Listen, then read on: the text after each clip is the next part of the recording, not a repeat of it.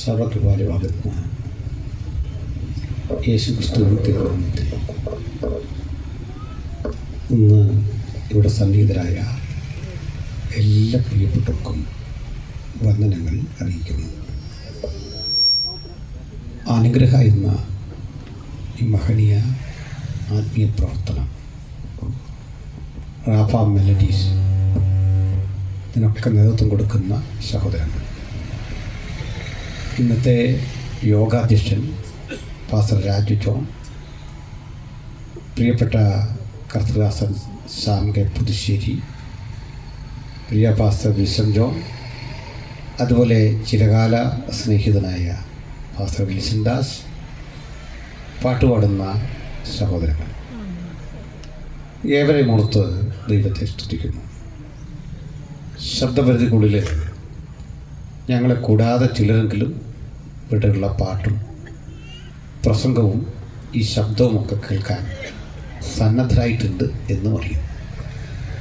അവരെ ഓർത്തും ദൈവത്തിന് മഹത്വം അർപ്പിച്ചുകൊണ്ട് വളരെ വേഗം വചന ധ്യാനത്തിലേക്ക് പ്രവേശിക്കാൻ ആഗ്രഹിക്കുകയാണ്. നമ്മുടെ ചിന്തയ്ക്ക് ആധാരമാക്കിക്കൊണ്ട് വായിക്കേണ്ട ഒരു വേദഭാഗം റോമർക്കെഴുതിയ ലേഖനം 8-ാം അധ്യായത്തിൻ്റെ ആദ്യ വാക്യമാണ്. റോമർ 8:1 പരിചിതമായിരിക്കും, മിക്കവർക്കും മനഃപ്പാഠമായിരിക്കും, ചിലർക്ക് വായിക്കാം. അതുകൊണ്ട് ഇപ്പോൾ ക്രിസ്തുയേശുവിലുള്ളവർക്ക് ഒരു ശിക്ഷാവിധിയുമില്ല. മതി. ഇപ്പോൾ ക്രിസ്തു യേശുവിലുള്ളവർക്ക് ഒരു ശിക്ഷാവിധിയും ഇല്ല. അനുപമവും മഹത്തരവുമായ ഈ ഒരു വിഷയത്തെ ഒന്ന് വിശകലനം ചെയ്യാൻ ഞാനിന്ന് ആമുഖമായി തന്നെ അവസരമെടുക്കുന്നു. നമ്മൾ സാമ്രാജ്യം എന്നൊരു പദം കേട്ടിട്ടുണ്ട്. എന്താണ് അതിൻ്റെ അർത്ഥം? ഒരു വിശാലമായ ഭൂപ്രദേശം,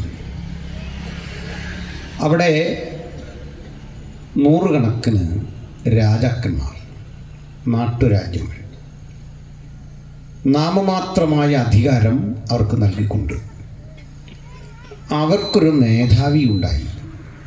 കപ്പം പിരിച്ചും നിയമങ്ങൾ അടിച്ചേൽപ്പിച്ചും അവർക്ക് നിയന്ത്രണം ഏർപ്പെടുത്തിയും മുമ്പോട്ട് പോകുന്നു. അയാളെ വിളിക്കും ചക്രവർത്തി അഥവാ എംപറർ. ബാക്കിയൊക്കെ രാജാക്കന്മാരാണ്. അങ്ങനെ ഒരു രാജ്യവ്യവസ്ഥിതി ലോകത്തിൻ്റെ പലയിടങ്ങളിൽ പണ്ടുണ്ടായിരുന്നു. നമ്മൾ ചിലതൊക്കെ അറിയും. ബ്രിട്ടൻ നമ്മളറിയുന്നൊരു സാമ്രാജ്യമാണ്. ഇതേപോലെ നാം വായിച്ച റോമാലേഖനത്തിന് കാരണമായ റോം, അതിനെ നിയന്ത്രിക്കുന്ന ഭരണകൂടം റോമൻ സാമ്രാജ്യം എന്നറിയപ്പെട്ടു. ഈ സാമ്രാജ്യത്തിൻ്റെ ഒരു ഘട്ടത്തിലെ വലിപ്പം 5000 മൈലായിരുന്നു നീളം, 4000 മൈലായിരുന്നു വീതി. ഇത്രയും വിശാലമായ ഒരു സാമ്രാജ്യം. നമ്മളും കേരളത്തെക്കുറിച്ച് പഠിക്കുമ്പോൾ ഈ ഒരു പദം കേട്ടിട്ടുണ്ട്, സാമ്രാജ്യം എന്നൊക്കെ അല്ലേ. ചേരമൻ പെരുമാൾ ഒരു സാമ്രാജ്യം ഭരിച്ചു. ഇതൊക്കെ ചുമ്മാ പറയുന്നതാണ്, കേട്ടുകഥയാണ്. കാരണം ഒരു സാമ്രാജ്യത്തിന് വേണ്ട സ്ഥലമൊന്നും കേരളത്തിലില്ല. പിണങ്ങിയോ? ഒരു സാമ്രാജ്യത്തിന് വേണ്ട കുതിര ഓടാൻ പോലുള്ള സ്ഥലം നമ്മുടെ ഇവിടെ ഒന്നുമില്ല. സാമ്രാജ്യം എന്ന് പറഞ്ഞാൽ ഇതൊന്നുമല്ല. പിന്നെ പണ്ടേ അങ്ങനെ പഠിച്ചതുകൊണ്ട് ഇനിയിപ്പോൾ അങ്ങനെ കിടക്കട്ടെ, ഒരു കുഴപ്പമുള്ള കാര്യമല്ലല്ലോ. വിശാലമായ റോമൻ സാമ്രാജ്യത്തിൽ 5 തരത്തിൽപ്പെട്ട മനുഷ്യരുണ്ടായിരുന്നു. പ്രധാനപ്പെട്ട 3 തരം ആളുകളും അത്ര പ്രധാനികളല്ലാത്ത 2 തരം ആളുകളും ചേർന്ന് 5 തരം മനുഷ്യർ. അവ ഓരോന്നും പറയുക സാധ്യമല്ല. അതിലൊന്നിനെക്കുറിച്ചൊന്ന് പറയാം. അതിസമ്പന്നരായ, വളരെ അധികം രത്നങ്ങളും അതുപോലെ മറ്റ് കപ്പൽ ഉൽപ്പന്നങ്ങളും ഒക്കെ തന്നെ വിൽക്കുകയോ അതിൻ്റെ വിപണി മൂല്യം തേടുകയോ ഒക്കെ ചെയ്യുന്ന തരത്തിലെ അതിസമ്പന്നരായിരുന്നു ഒരു കൂട്ടർ. എലീറ്റ് ക്ലാസ്, സമൂഹത്തിലെ ഉയർന്ന നിലവാരമുള്ള ആളുകൾ. അവരോട് പോലും പണം വാങ്ങിയെങ്കിൽ മാത്രം രാജ്യത്തിലെ കാര്യങ്ങൾ മുമ്പോട്ട് പോകുമെന്ന നിലയിലുള്ള ഭരണാധികാരികൾ. അവർക്ക് മീതെ കൈസർ എന്ന ഒരു സാമ്രാജ്യാധിപതി, സാമ്രാട്ട് ചക്രവർത്തി. ഈ എലീറ്റ് ക്ലാസിൻ്റെ തൊട്ടു താഴെ ഒരു മിഡിൽ ക്ലാസ് ഉണ്ട്. അവർ സമ്പന്നരല്ല, പക്ഷേ പുരോഗതിയുടെ പാതയിലാണ്. ഇതാണ് വിശുദ്ധ പൗലോസ്ലീഹയെ വിചാരണ ചെയ്യുന്ന ഘട്ടത്തിൽ അദ്ദേഹം പറയുന്നൊരു പ്രയോഗം: ഒരു റോമൻ പൗരനെ വിചാരണ കൂടാതെ അടിക്കുന്നത് വിഹിതം. അങ്ങനെയൊന്നും സാധിക്കില്ല. അപ്പോഴാണ് വിചാരണ നടത്തുന്ന കോടതി പറയുകയാണ്, നീ റോമൻ പൗരനെന്ന് ഞാൻ അറിഞ്ഞില്ല, ഞാനത് ഏറിയ ദ്രവ്യം കൊടുത്തു വാങ്ങി. പൗലോസിൻ്റെ മറുപടി: ഞാനോ അങ്ങനെ തന്നെ ജനിച്ചിരിക്കുന്നു. അപ്പോൾ ആ സമ്പത്തിൻ്റെ ആധിക്യം എത്രയാണെന്ന് നിങ്ങളും ധരിച്ചാട്ടെ. കപ്പൽ പ്രമാണിമാർക്ക്, രത്നവ്യാപാരികൾക്ക്, ബഹുകോടി ആസ്തിയുള്ളവർക്ക് മാത്രം ലഭിക്കുന്ന പൗരത്വമായിരുന്നു അതെങ്കിൽ തൊട്ടു താഴെ മറ്റൊന്ന്. ഇനി ഈ കണക്കിൽപ്പെടാത്ത കുറേ ആളുകളുണ്ട്. അവരെ വിളിച്ച പേരാണ് അടിമകൾ, ഡൂലോസ് എന്ന് പറയും. ഈ പദം നമ്മൾ കേട്ടിട്ടുണ്ട്. ഞാൻ ഡൂലോസ് എന്ന് പറഞ്ഞൊരു സെമിനാരിയുടെ വൈസ് പ്രിൻസിപ്പലൂടാണ്. നമ്മുടെ VP യോസച്ചാനാണ് എൻ്റെ ഡയറക്ടർ. അർത്ഥം അടിമയെന്നാണ്. പഠിപ്പിക്കുന്നത് നമ്മളെക്കുറിച്ചാണോ പഠിക്കുന്നതിനെ പറ്റിയാണോ ഒന്നും അറിയില്ല. അപ്പോൾ ഈ പദം നമുക്ക് പരിചയമുണ്ട്. അടിമ. അടുത്തത് ക്ലൈൻസ് ഉണ്ട്. ഇവിടേക്ക് വന്നവരാണ്. റോമിൽ മൈഗ്രേറ്റ് ചെയ്തു, പക്ഷേ പൗരത്വം ഇല്ല, ഒന്നുമില്ല, അവിടെ വന്ന് താമസിക്കുക. അവരെ വിളിക്കുന്ന പേര് ക്ലൈൻസ്. ആ പദം നമ്മൾ കോടതിയിലൊക്കെ കിട്ടിയിട്ടുണ്ട്. വക്കീലന്മാർ പറയും എൻ്റെ ക്ലൈൻറ്റ് എന്ന് വെച്ചാൽ സ്വന്തമായി അഭിപ്രായം പ്രകടിപ്പിക്കാൻ ഒന്നും കഴിയില്ലവന്. അവന് വേണ്ടി ഒരു ഇടനിലക്കാരൻ സംസാരിക്കണം. അതാ എൻ്റെ കക്ഷി എന്ന് വക്കീൽ പറയുന്നു. ഇത്തരത്തിലെ മനുഷ്യരുണ്ട്. ഇങ്ങനെ പലതരം മനുഷ്യരിവിടെ ഉണ്ട്. രസാവഹമായൊരു കാര്യമുണ്ട്. ഇത്രയും മനുഷ്യരെ മൂക്കുകയറിട്ട് നടത്തുന്നത്, നയിക്കുന്നത് ഒരു 2-3% വരുന്ന റോമിലെ എലീറ്റ് ക്ലാസ്സാണ്. അതവിടെ മാത്രമായിരുന്നില്ല. ഈസ്റ്റ് ഇന്ത്യ കമ്പനി ഇന്ത്യ ഭരിക്കുമ്പോൾ നമ്മുടെ അംഗസംഖ്യ 30 കോടിയാണ്. ഈസ്റ്റ് ഇന്ത്യ കമ്പനിയുടെ മുഴുവൻ കപ്പാസിറ്റി 1 ലക്ഷം പേരാണ്. ആ 1 ലക്ഷം പേരാണ് 30 കോടി വരുന്ന നമ്മളെ ദീർഘവർഷം ഭരിച്ചത്. ഇന്ന് വരെ വലിയ മാറ്റമില്ല. ഇന്ന് നമ്മുടെ രാജ്യത്തെ നയിക്കുന്നത്, ഭരിക്കുന്നത് ഒരു 2.5% വരുന്ന ഒരു വിഭാഗമാണ്. ബനിയ എന്നവർ വിളിക്കുക. ബനിയ അതൊരു കാസ്റ്റാണ്. ഇവിടെ ഒന്നും അങ്ങനെ ഇല്ല. ഉണ്ടെങ്കിൽ നിങ്ങളിപ്പോൾ കേസ് കൊടുത്താൽ ഞാനകത്ത് പോയേനെ. കാസ്റ്റ് കൊടുക്കുമ്പോൾ ബനിയ. ഈ ബനിയാകളാണ് അതിസമ്പന്നർ. ഇതെല്ലാം പറയുമ്പോൾ അവിടെ ഗാന്ധിജി ഒരു ബനിയ ഗ്രൂപ്പ് ഇതിൽപ്പെട്ട ആളായിരുന്നു. ഗാന്ധിജിയുടെ സ്പോൺസറുടെ പേര് ബിർള എന്നായിരുന്നു. നമ്മളറിയുന്ന ബിർള. അത് ബിർളയായിരുന്നു ഏറ്റവും വലിയ ഖദർ വിൽപ്പനയുടെ ആൾ, അതിൻ്റെ ആൾ. ഇപ്പോൾ ഗാന്ധിജി ഖദർ കർശനമാക്കിയതിൽ പല ലക്ഷ്യങ്ങളുണ്ടെന്ന് കൂടി ഒന്ന് മനസ്സിലാക്കണം. അപ്പോൾ ഗാന്ധിജി ജീവിച്ച ബിർള മന്ദിറുണ്ട്. ബിർള കൊടുത്താണ്. ഇന്നത്തെ ആദിത്യ ബിർളയുടെ അപ്പൻ. ഈ ബനിയ ഗ്രൂപ്പാണ് ഇന്ത്യ ഭരിക്കുന്നത് പറഞ്ഞാൽ നിങ്ങൾക്ക് വിശ്വാസം വരുന്നില്ല. ആ ചിലരുടെ പേര് പറയുമ്പോൾ നിങ്ങൾക്ക് മനസ്സിലാവും. ഒരാളുടെ പേര് അനിൽ അംബാനി എന്നാണ്. മറ്റാളുടെ പേര് മുകേഷ് അംബാനി എന്നാണ്. ഇനി ഒരാളുടെ പേര് അദാനി എന്നാണ്, ഗൗതം അദാനി. ഇനി ഒരാളുടെ പേര് മുമ്പ് പറഞ്ഞ ബിർളയാണ്. അപ്പോൾ ഇങ്ങനെ നമ്മൾ നോക്കിയാൽ ഇന്ത്യ അവരുടെ കയ്യിലാണ്.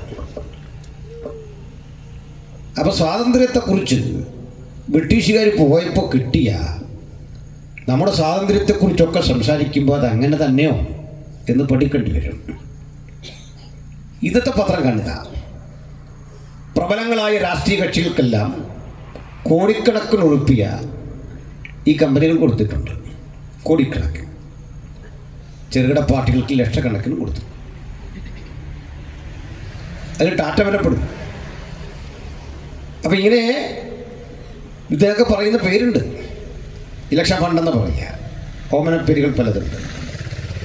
നിങ്ങൾ വോട്ട് ചെയ്താലും എന്തെല്ലാം പോളിസി പറഞ്ഞാലും ഇവർക്കെതിരെ ഇവരുടെ ഇഷ്ടങ്ങൾക്ക് വിഭിന്നമായി ഒന്നും ചെയ്യാൻ ഒരു പാർട്ടിക്കും കഴിയില്ല. അപ്പോൾ നമ്മൾ ഇന്ന് അധിവസിക്കുന്ന ഈ രാജ്യവും പരോക്ഷമായി ഒരു സാമ്രാജ്യത്വ വ്യവസ്ഥയുടെ കീഴിലാണ്. അങ്ങനെയുള്ളൊരു ലോകത്തിൻ്റെ അസ്വസ്ഥത നമുക്ക് നേരിട്ട് പിടിയിട്ടില്ല. നമുക്ക് മറ്റെല്ലാ ഗുണങ്ങളും സൗകര്യങ്ങളും ഒക്കെ ഉണ്ട്. ആ സുഖസൗകര്യങ്ങൾക്കിടയിൽ നമ്മുടെ പ്രതിഷേധങ്ങളൊക്കെ തണുത്തു. പക്ഷെ റോമിലെ സ്ഥിതി അതായിരുന്നില്ല. റോമിൽ അടിമകൾക്കിടയിൽ ഒരു പ്രതിസന്ധി രൂപപ്പെട്ടു. അടിമകൾക്കിടയിൽ രൂപപ്പെട്ടു എന്ന് പറയുന്നതിനേക്കാൾ നല്ലത് അതിൻ്റെ സ്വാധീനത മുമ്പ് പറഞ്ഞ ആ എലീറ്റ് ക്ലാസ്സിലേക്ക് ചെന്നുപെട്ടു. എങ്ങനെയെന്ന് ഞാൻ പറയാം. രണ്ടുപേർ തമ്മിലുള്ള കലഹം, ഏറ്റുമുട്ടൽ വാസ്തവത്തിൽ അവിടെ കൊണ്ട് തീരില്ല. അത് മൂന്നാമതൊരാളെയും ബാധിക്കുന്നുണ്ട്. അറിഞ്ഞറിയാം. ഉദാഹരണം, നിങ്ങൾ ഇലക്ഷനുമായി ബന്ധപ്പെട്ടൊരു ചർച്ച നടത്തി ഒരു ചായക്കടയിൽ ഇരുന്ന് സംസാരിച്ച് ഏറ്റുമുട്ടിയെങ്കിൽ കടക്കാരൻ്റെ ക്ലാസ് പോക്കാം. നിങ്ങൾ ഏറ്റുമുട്ടുക മാത്രമല്ല, അവൻ്റെ ബിസിനസ് പോക്കാണ്. ആ പാവം എന്ത് ചെയ്യും? അതിന് പണ്ട് കടകളിലൊക്കെ എഴുതിയിട്ടുണ്ട്, ഇവിടെ രാഷ്ട്രീയം പറയരുത്. അങ്ങനെ ചുണ്ണാമ്പിനും ചോക്കിനും ഒക്കെ എഴുതിയ കടകളിൽ നിന്ന് നമ്മൾ ചായ കുടിച്ചിട്ടുണ്ട് പണ്ട്.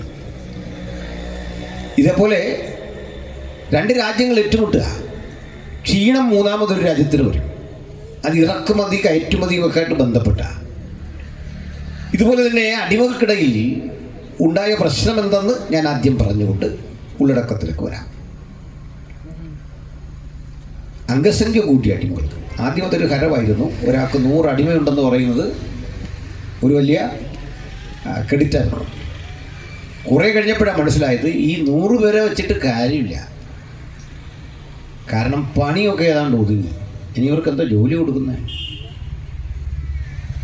ഒരു പണിയും കൊടുക്കാനില്ല. നമുക്കാണെങ്കിൽ തൊഴിലുറപ്പൊക്കെ ഉണ്ട്. അവിടെയാണ് അങ്ങനെയുള്ള ഏർപ്പാടൊന്നുമില്ല. റോമിൽ റോഡുകളെല്ലാം റെഡിയായി, രമ്യകർമ്മങ്ങൾ പടുത്തുയർത്തി, കനാലുകൾ വെട്ടി, വികസനം ഏതാണ്ട് അതിൻ്റെ പരമകാഷ്ഠയിലെത്തുന്ന ഘട്ടം. പൊതു നിയമകാലമാണ്. ഈ സമയത്ത് പ്രായമുള്ളവരുടെ കാര്യം ഏറ്റവും കഷ്ടമാണ്. ഇവർക്ക് ഭക്ഷണം കൊടുക്കുകയും വേണം, പണിയെടുക്കാൻ പറ്റത്തില്ല അല്ലേ? ഇനി പ്രായമുള്ളവരെ വേണ്ട. ചില ചെറുപ്പക്കാർക്കുണ്ട് ഈ പ്രശ്നം. പണിയെടുക്കത്തുമില്ല, ഭക്ഷണം നമ്മൾ കൊടുത്തുകൊണ്ടിരിക്കണം. വീട്ടിലൊക്കെ ഇങ്ങനെ ചില പുള്ളികൾ കാണും അല്ലേ? എൻ്റെ ഒരു സഹോദരൻ്റെ മകൻ കല്യാണം കഴിക്കുമ്പോൾ ഞാൻ ചോദിച്ചു, അങ്ങനെ വിളിച്ചിട്ടുണ്ട്, നിനക്ക് ജോലിയൊക്കെ ഉണ്ടല്ലോ അല്ലേ? ആരാ? കെട്ടുന്നവനോടല്ല, അവൻ്റെ അപ്പനോട്. വീണ്ടും വീണ്ടും എടുത്തെടുത്ത് ചോദിച്ചിട്ടുണ്ട്. അതിൻ്റെ അങ്ങനെ ചോദിക്കുന്നത് അല്ല, ചെറുക്കൻ കല്യാണം കഴിക്കുക ഉണ്ട്, ഞാൻ പറഞ്ഞാന്ന് പറഞ്ഞു. 2 പേരെ പുലർത്തണം. അടുത്ത കൊല്ലം കണ്ണ് വന്നാൽ 3 പേരെ പുലർത്തണം. അങ്ങനെ നീ പണിയെല്ലാം കണ്ടുപിടിച്ചിട്ടുണ്ടോ എന്ന് ചോദിച്ചു. റോമിൽ ഇങ്ങനെയുള്ള സ്ഥിതിയാണ്. പ്രായമുള്ളവരെ പണിയെടുക്കാൻ വയ്യ, ഭക്ഷണം കൊടുക്കുന്നതാണ്.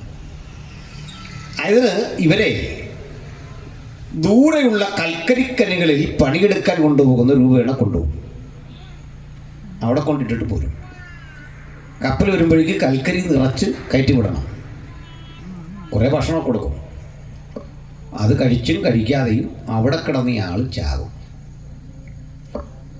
മാത്രമല്ല, ഈ കൂടെ വഴങ്ങാത്ത ഒതുങ്ങാത്ത കൊടും ക്രിമിനലുകളെയും കൊണ്ട് തട്ടും. 100 പേരുണ്ടെന്നിരിക്കട്ടെ, 10 പേർക്കുള്ള ആഹാരമേ കപ്പലിൽ കൊണ്ട് കൊടുക്കും. ഇവർ തമ്മിലടിച്ച് ചാകണം ഈ ഫുഡിന് വേണ്ടി. ഇതൊക്കെയാണ് കലാപരിപാടികൾ. ഇങ്ങനെയുള്ള ഒരു ദ്വീപിൻ്റെ പേരായിരുന്നു പത്മസ്. അവിടെയാണ് യോഹന്നാൻ തടവിലിടുന്നത്. ഓർത്തപ്പോൾ പറഞ്ഞതാണ്.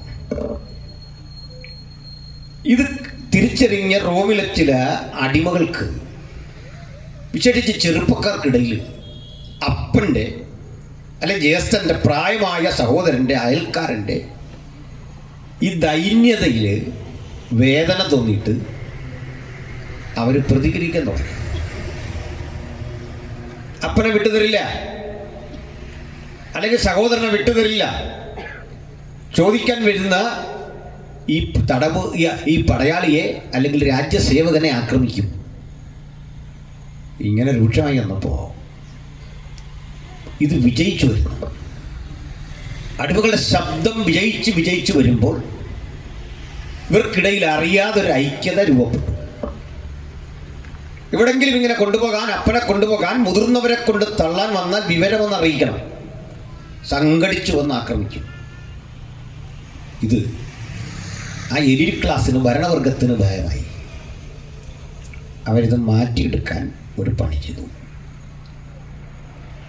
അടിമകളിൽ കഴിവുള്ള ചില ചെറുപ്പക്കാരെ കൊണ്ടുവരിക, നല്ല ഭക്ഷണം കൊടുക്കുക, ആയോധന കല പഠിപ്പിക്കുക, അഭ്യാസം. ഇത് പഠിപ്പിച്ച്, അല്ലെ അവർക്ക് ഓൾറെഡി അറിയാം, ഇത് പഠിപ്പിച്ച് രണ്ടുപേരെ തമ്മിൽ ഏറ്റുമുട്ടാൻ നിർത്തുക. നമ്മളിത് കാണികളായിട്ടിരിക്കുക, പാസ് എടുക്കണം. കാണുക മാത്രമല്ല, ഇവരേറ്റുമുട്ടുമ്പോൾ ആദ്യം മുറിവേൽക്കുന്നത് ആർക്ക്, അല്ലെങ്കിൽ മരിക്കുന്നതാര്, ജയിക്കുന്നതാര്, ഇതെല്ലാം പറഞ്ഞ് കാണികൾ പന്തയം വെച്ചൊരു ചൂതുകളി അവിടെ നടക്കും. ക്രിക്കറ്റിലൊക്കെ വാതുവെപ്പ് എന്ന് പറഞ്ഞ പോലെ ഒരു പരിപാടി നടക്കും. അപ്പോൾ അടുത്തവനെ ആക്രമിക്കണം, മുറിവേൽപ്പിക്കണം, ഉന്മൂലനം ചെയ്യണം, ഇങ്ങനെയൊക്കെയാ കഥകൾ. ഇതിനൊരു വീര്യം വരാൻ വില കൂടിയ മദ്യവും മറ്റ് പ്രലോഭന വസ്തുക്കളുമൊക്കെ സ്റ്റേജിൽ നിരത്തിയിരിക്കും. ശരീരം ഇങ്ങനെ ആയോധന കലയ്ക്ക് വിധേയമാകും വിധം പക്വമാക്കി എടുക്കുന്നത് ചെറുപ്പക്കാർക്കിടയിൽ ഒരു ഹരമായി. പക്ഷേ ഈ കൂടെ മദ്യവും മയക്കുമരുന്നുകളും ഉപയോഗിച്ച് ഇവരുടെ കർമ്മശേഷിയും കുറയും. ഒരു ഘട്ടം കൂടി പിന്നിട്ടപ്പോൾ ഈ ദ്വന്ദ്വയുദ്ധം അഥവാ മല്ലയുദ്ധം മറ്റൊരു പരിധിയിലേക്ക് കടന്നു. എന്താ അത്? പരിശീലനം സിദ്ധിച്ച ഒരു കാളക്കുറ്റനാകും അപ്പുറത്ത് നിൽക്കുക, ഇപ്പുറത്തൊരു മനുഷ്യൻ. ഇവർ തമ്മിലാണ് മല്ല് കിട്ടുന്നത്. ബൈബിളിൽ തെളിവുണ്ട്. ഞാൻ എഫസോസിൽ വെച്ച് മൃഗയുദ്ധം ചെയ്തത് വെറും മാനുഷ്യമെന്ന് വരികിൽ. അപ്പൊ എഫസോസൊക്കെ മൃഗയുദ്ധത്തിന്റെ ഗോതയാണ്. ചീറിയെടുത്തു വരുന്ന കാളക്കൂറ്റന്റെ കൊമ്പിൽ പിടിച്ച് നിലത്തടിയാണ്. ഇല്ലെന്താ കുഴപ്പമൊന്നോ? ഇല്ല, കുഴപ്പമൊന്നുമില്ല. കാള ബാക്കിയെല്ലാം ഭംഗിയായിട്ട് ചെയ്തോളൂ, അതാ കുഴപ്പം. ഒന്നുമില്ല. കാളയെ മലർത്തിയടിക്കാൻ പാടാ, മനുഷ്യനല്ലേ അപ്പുറത്ത് നിൽക്കുന്നത്. അപൂർവ ഘട്ടങ്ങളിൽ മല്ലൻ ജയിക്കും, മിക്കപ്പോഴും കാള ജയിക്കും. കൊമ്പിൽ ഇങ്ങനെ കുത്തിക്കോർത്തി മനുഷ്യനെ കൊണ്ടുപോകും. ജയിക്കുന്നവന് ഭയങ്കര സ്വീകാര്യതയാണ്. സ്വർണ്ണ നാണയങ്ങൾ അടങ്ങിയ കിഴി, സുന്ദരിയായൊരു പെൺകുട്ടി ഭാര്യയായി കിട്ടും, അടിമത്തം റദ്ദ് ചെയ്യും, നിരവധി കാര്യങ്ങൾ.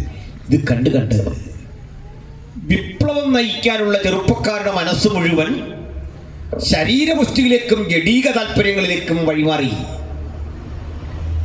ആ നാട്ടിൽ പ്രചരിച്ചിരുന്ന ഒരു കാര്യം, ശരീരപുഷ്ടി വേണം.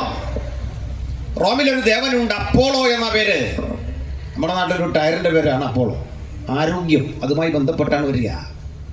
അപ്പോളോ, അപ്പോളോയെ വന്ദിക്കണം, അപ്പോളോയെ സേവിക്കണം. ഈ അടിമയെ ആകർഷിക്കുന്ന സൗന്ദര്യം വേണം ഒരു പെൺകുട്ടിക്ക്.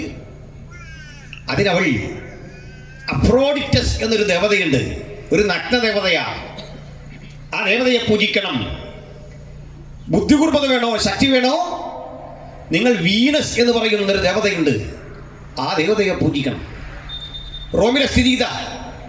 ഗ്രീക്ക് റോമൻ ദേവതാ സങ്കല്പങ്ങളുടെ നടുവിൽ ഇത്യാദി പൂജകളും രീതികളും വഴിവിട്ട് വഷളായി അധർമ്മം പെരുകുന്ന ഘട്ടത്തിൽ ഈ അധർമ്മത്തിൻ്റെ ആധിക്യത്തിൽ സമനില തെറ്റിപ്പോകുന്ന ആളുകൾ ക്രമേണ മറ്റുള്ളവരെ ഉപദ്രവിക്കാൻ തുടങ്ങി.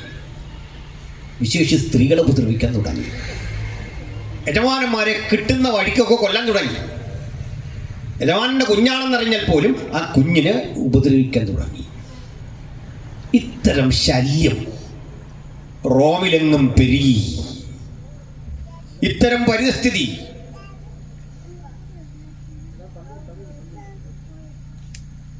നിർത്തണേ, ഇവിടെ നമ്മുടെ ഏകാഗ്രതയൊക്കെ പോകും. ഇത്തരം പരിസ്ഥിതി റോമിലെങ്ങും സംജാതമായപ്പോൾ അതിന് തടയിടുന്നതിനു വേണ്ടി ഭരണകൂടം ഒരു പരിപാടി ഉണ്ടെന്ന്. ഇത്തരം കുറ്റങ്ങൾ ചെയ്യുന്ന, യജമാനനെ കൊല്ലുന്ന, യജമാന സ്ത്രീ ഉപദ്രവിക്കുന്ന, യജമാനൻ്റെ കുഞ്ഞിനെ കൊന്നുകളയുന്ന മനുഷ്യർക്ക് കൊടുക്കാൻ ഒരു ശിക്ഷ. ആ ശിക്ഷയുടെ പേരാണ് ക്രൂശ് മരണം. ക്രൂശിക്കേണ്ടത് എവിടെയാ? പെരുവഴിയുടെ അരികിൽ ഇതുപോലുള്ള സ്ഥലത്ത്. അത് പരസ്യശിക്ഷയാ. അധർമ്മിക്ക് കൊടുക്കുന്ന ശിക്ഷ പൊതുജനം കാരണം, പരസ്യശിക്ഷ. മാത്രമല്ല, വെറുതെ ശിക്ഷിച്ചാൽ പോരാ, പങ്കപ്പാടുകൾ വരുത്തി പീഡിപ്പിച്ച് ശിക്ഷിക്കണം. ഇഞ്ചിഞ്ചായി പീഡിപ്പിക്കണം. പറ്റുമെങ്കിൽ ആ മൃതശരീരത്തെയും പീഡിപ്പിക്കണം, ഉപദ്രവിക്കണം. നമ്മുടെ രാജ്യത്തൊക്കെ നിയമമുണ്ട്, മൃതശരീരത്തെ ബഹുമാനിക്കണമെന്നാണ്. അങ്ങനെ നിയമമുണ്ട്, അറിയാമോ? വഴിയിലൊരാൾ മരിച്ചിടന്നാൽ ആരാന്നൊന്നും നമുക്കറിയില്ല. പോലീസും ഒക്കെ വന്ന് ഇയാളെ അസൈൻ ചെയ്യാൻ പറ്റുന്നില്ല. പത്രത്തിലൊക്കെ ഇട്ടു. ഈ അനാഥപ്രേതത്തെ അടക്കേണ്ടത് എങ്ങനെയാണെന്ന് അറിയണ്ട. അയാളുടെ ശരീരത്ത് എവിടെങ്കിലും ഒരു മതചിഹ്നമുണ്ടെന്ന് കൂട്ടുക, കുരിശോ അല്ലെങ്കിൽ ഏതെങ്കിലും ഒരു മതചിഹ്നം. ആ മതചിഹ്നമുണ്ടെങ്കിൽ ഗ്രാമപഞ്ചായത്ത്, തദ്ദേശ സ്വയംഭരണ സ്ഥാപനം ചിലവ് ചെയ്ത് അതിൻ്റെ കാർമ്മികനെ കൊണ്ടുവന്ന് സകല ശുശ്രൂഷകളും നടത്തി അയാൾക്ക് കാശും കൊടുത്തു വേണം ഈ മനുഷ്യനെ അടക്കാൻ. രാജ്യ നിയമമാണ് മൃതശരീരത്തോടുള്ള ആദരവ്. ഇതാ നിയമം. വേണ്ട. നാം വെടിവെച്ച് വിടിട്ട പാകിസ്ഥാനി പടയാളികളില്ലേ കാർഗിൽ മേഖലയിൽ? ആ മൃതശരീരത്തോട് നമ്മളെന്ത് ചെയ്തെന്നറിയണ്ടേ? നമ്മുടെ ആളുകൾ മൃതശരീരമൊക്കെ കൊണ്ടുപോയി വികൃതമാക്കി പടയാളികളുടെ. നമ്മളൊന്നും ചെയ്തില്ല. നമ്മളവരുടെ മൃതശരീരം വൃത്തിയാക്കി പോസ്റ്റ്മോർട്ടമൊക്കെ ചെയ്ത് അവൻ്റെ റാങ്ക് ഏതാണെന്ന് മനസ്സിലായി. അവിടെ ആ റാങ്കിനനുസരിച്ചുള്ള ആദരവും ആചാര വെടിയുമൊക്കെ നൽകി പാകിസ്ഥാൻ്റെ പച്ച പതാക വാങ്ങി പുതപ്പിച്ച് അന്തസാർന്ന വിടവാങ്ങൽ കർമ്മികളെ വിളിച്ച് സ്വന്തം ചെലവിൽ നടത്തി. കാരണം എന്താ? മൃതദേഹത്തെ ആദരിക്കണോ? മനസ്സിലായോ? അമ്മച്ചിയുടെ ശരീരം വാങ്ങി കുടിയൻ എടുക്കാമെന്ന് ആരെങ്കിലും വിളിച്ചു പറഞ്ഞ അകത്തും. പിന്നെ ഞാൻ അടുത്ത കാലത്ത് ഒരു ശവടക്കിന് ചെന്നപ്പോഴേ പറഞ്ഞു, ഈ പരിപാടി കണ്ടപ്പോഴേ പന്തിയല്ലെന്ന് മനസ്സിലായപ്പോൾ ഒരു ബീറ്റോപ്പോറും പ്രയോഗിച്ചു. കാര്യം നിങ്ങളുടെ ആളാ, കുഴപ്പമൊന്നുമില്ല, ഞങ്ങളല്ലേ അടക്കണ്ടേ. നിങ്ങളിവിടെ കിടന്ന് ആടുവോ ശവപ്പെട്ടിയെ പിടിക്കുവോ എന്തുകൊണ്ടും ചെയ്തോ, പക്ഷേ സഭ നികുതി അടയ്ക്കുന്ന ഭൂമിയിലേക്ക് കുടിയന് പ്രവേശനം ഇല്ല. സന്തോഷമുണ്ടോ? വാസുമാരൊക്കെ എൻ്റെ കൂടെ നിൽക്കുന്നേ 3-4 പേര് പറയാൻ തയ്യാറുണ്ട് ഈ ആട്ടം അവിടെ നടക്കുകയല്ല എന്ന് പറഞ്ഞാൽ. നമ്മളെ പാവങ്ങളല്ലാതെ പിരിവെടുത്തും കഷ്ടപ്പെട്ടും മേടിച്ച സെല്ലാണെന്ന് അവിടെ നീതിമൻ അഭ്യാസം കാണിക്കുക. ഇവൻ്റെ അമ്മ മരിച്ചത് അപ്പൻ മരിച്ച അന്നെങ്കിലും മര്യാദയ്ക്ക് വരണമെന്നുള്ള ബോധമില്ല. ഷോ കാണിക്കാൻ പറ്റില്ല. ഇതിനകത്ത് കയറാൻ പാടില്ല, റോഡിൽ നിന്നോണെന്ന് പറയണം. അതിനുള്ള നിയമമുള്ള രാജ്യമാണ് ഇന്ത്യ. മനസ്സിലായോ? അതുകൊണ്ടാണ് ഒരു കുറ്റത്തിന് അതിനുള്ള ശിക്ഷയെ കൊടുക്കാവൂ, വേറൊന്നും പറ്റില്ല. അതുകൊണ്ടാണ് ചില ആളുകളെ അറസ്റ്റ് ചെയ്തിട്ട് പോലീസ് നമ്മുടെ ഒന്നും കൈ തരാതെ ഇങ്ങനെ പിടിച്ചുകൊണ്ട് പോകുന്നതിന്. കണ്ടാൽ നമ്മുടെ വിചാരം അവൻ എന്തോ കാശ് കൊടുത്തിട്ട് അവന് ഒന്നുമല്ല. നമ്മളവൻ്റെ ദേഹത്ത് കൈവച്ച കളി മാറും, പോലീസിൻ്റെ പണി പോവും. കാരണം എന്താ? ഇവൻ്റെ ദേഹത്ത് ഒരു പൂഴി നുള്ളിയിടാതെ കോടതിയെടുത്ത് കൊടുക്കണം. കാരണം ഇവൻ കുറ്റവാളിയാണെന്ന് പോലീസ് പറഞ്ഞത് കൊണ്ടോ പത്രം എഴുതിയത് കൊണ്ടോ ചാനലിൽ വന്നത് കൊണ്ടോ പ്രതിയാവില്ല. വിത്ത് സബ്സ്റ്റാൻഷ്യൽ എവിഡൻസസ്, അടിസ്ഥാന തെളിവുകൾ വെച്ച് പ്രൂവ് ചെയ്ത് കൊടുക്കണം കോടതിയോട്. അപ്പോൾ കോടതി പറയും കുറ്റവാളിയാണോ, എന്നിട്ട് എന്ത് ചെയ്യണം അതേ ചെയ്യാവൂ. റോമിൽ അങ്ങനെയല്ല. ക്രൂശിക്കാൻ വിധിക്കപ്പെട്ടവനെ നിന്ദ്യവും ഹീനവുമായ വിധത്തിൽ ക്രൂശിക്കും. കാരണം ഏറ്റവും മ്ലേച്ഛമായ ശിക്ഷയാ അത്. ഏറ്റവും ഭീകരമായ കിരാതമായ ശിക്ഷയാ, അധർമ്മിക്കുള്ള ശിക്ഷയാ. വചനം പറയുന്നു യേശുവിനെ പറ്റി, അവനെ അധർമ്മികളുടെ കൂട്ടത്തിൽ എണ്ണി. ഇന്ന് രാത്രി വചനം കേൾക്കുമ്പോൾ നമ്മുടെ സമാധാനത്തിനായുള്ള ശിക്ഷ അവന്റെ മേലായി. അവന്റെ അടിപ്പിടലുകളാൽ നമുക്ക് സൗഖ്യം വന്നുമിരിക്കുന്നു.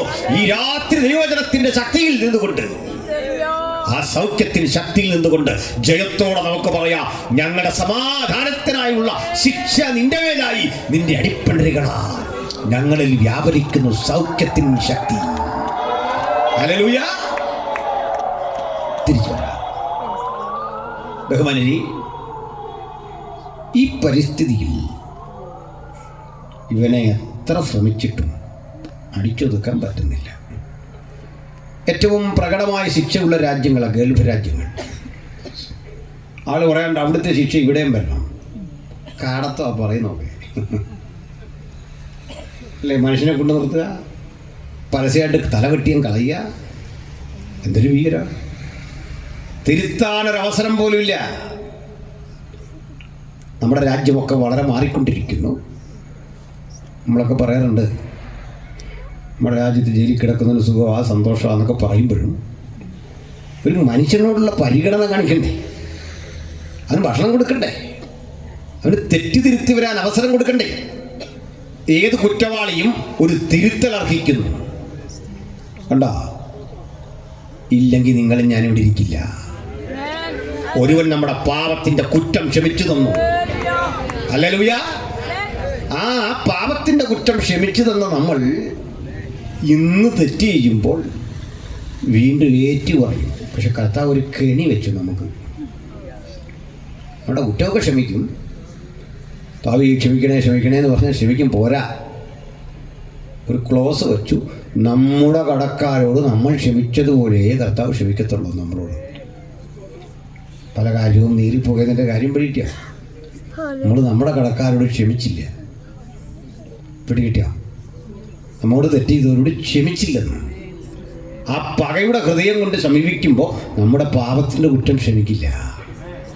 ക്ഷമിക്കപ്പെടാൻ ഒരു കാര്യം, ഞാൻ വിൽസൺ ദാസ് പാസും തമ്മിൽ ഇടപാടുകളിൽ ക്രമീകരണം വരുത്തേണ്ടതുണ്ടെങ്കിൽ ഞങ്ങൾ യോജിക്കുമ്പോഴേ ദൈവം പ്രസാദിച്ചു കഴിഞ്ഞു. ഇതാ വച്ചിരിക്കുന്നത്. സകല മനുഷ്യരുടെ ഈ സമാധാനമാണ് വിശുദ്ധ ബൈബിളിൻ്റെ ലക്ഷ്യം. ഇങ്ങനെ റോമിൽ വീണ്ടും പ്രതിലോമ ശക്തികളും വിപ്ലവകാരികളും ഒക്കെ ശക്തിപ്പെട്ടു വരിക.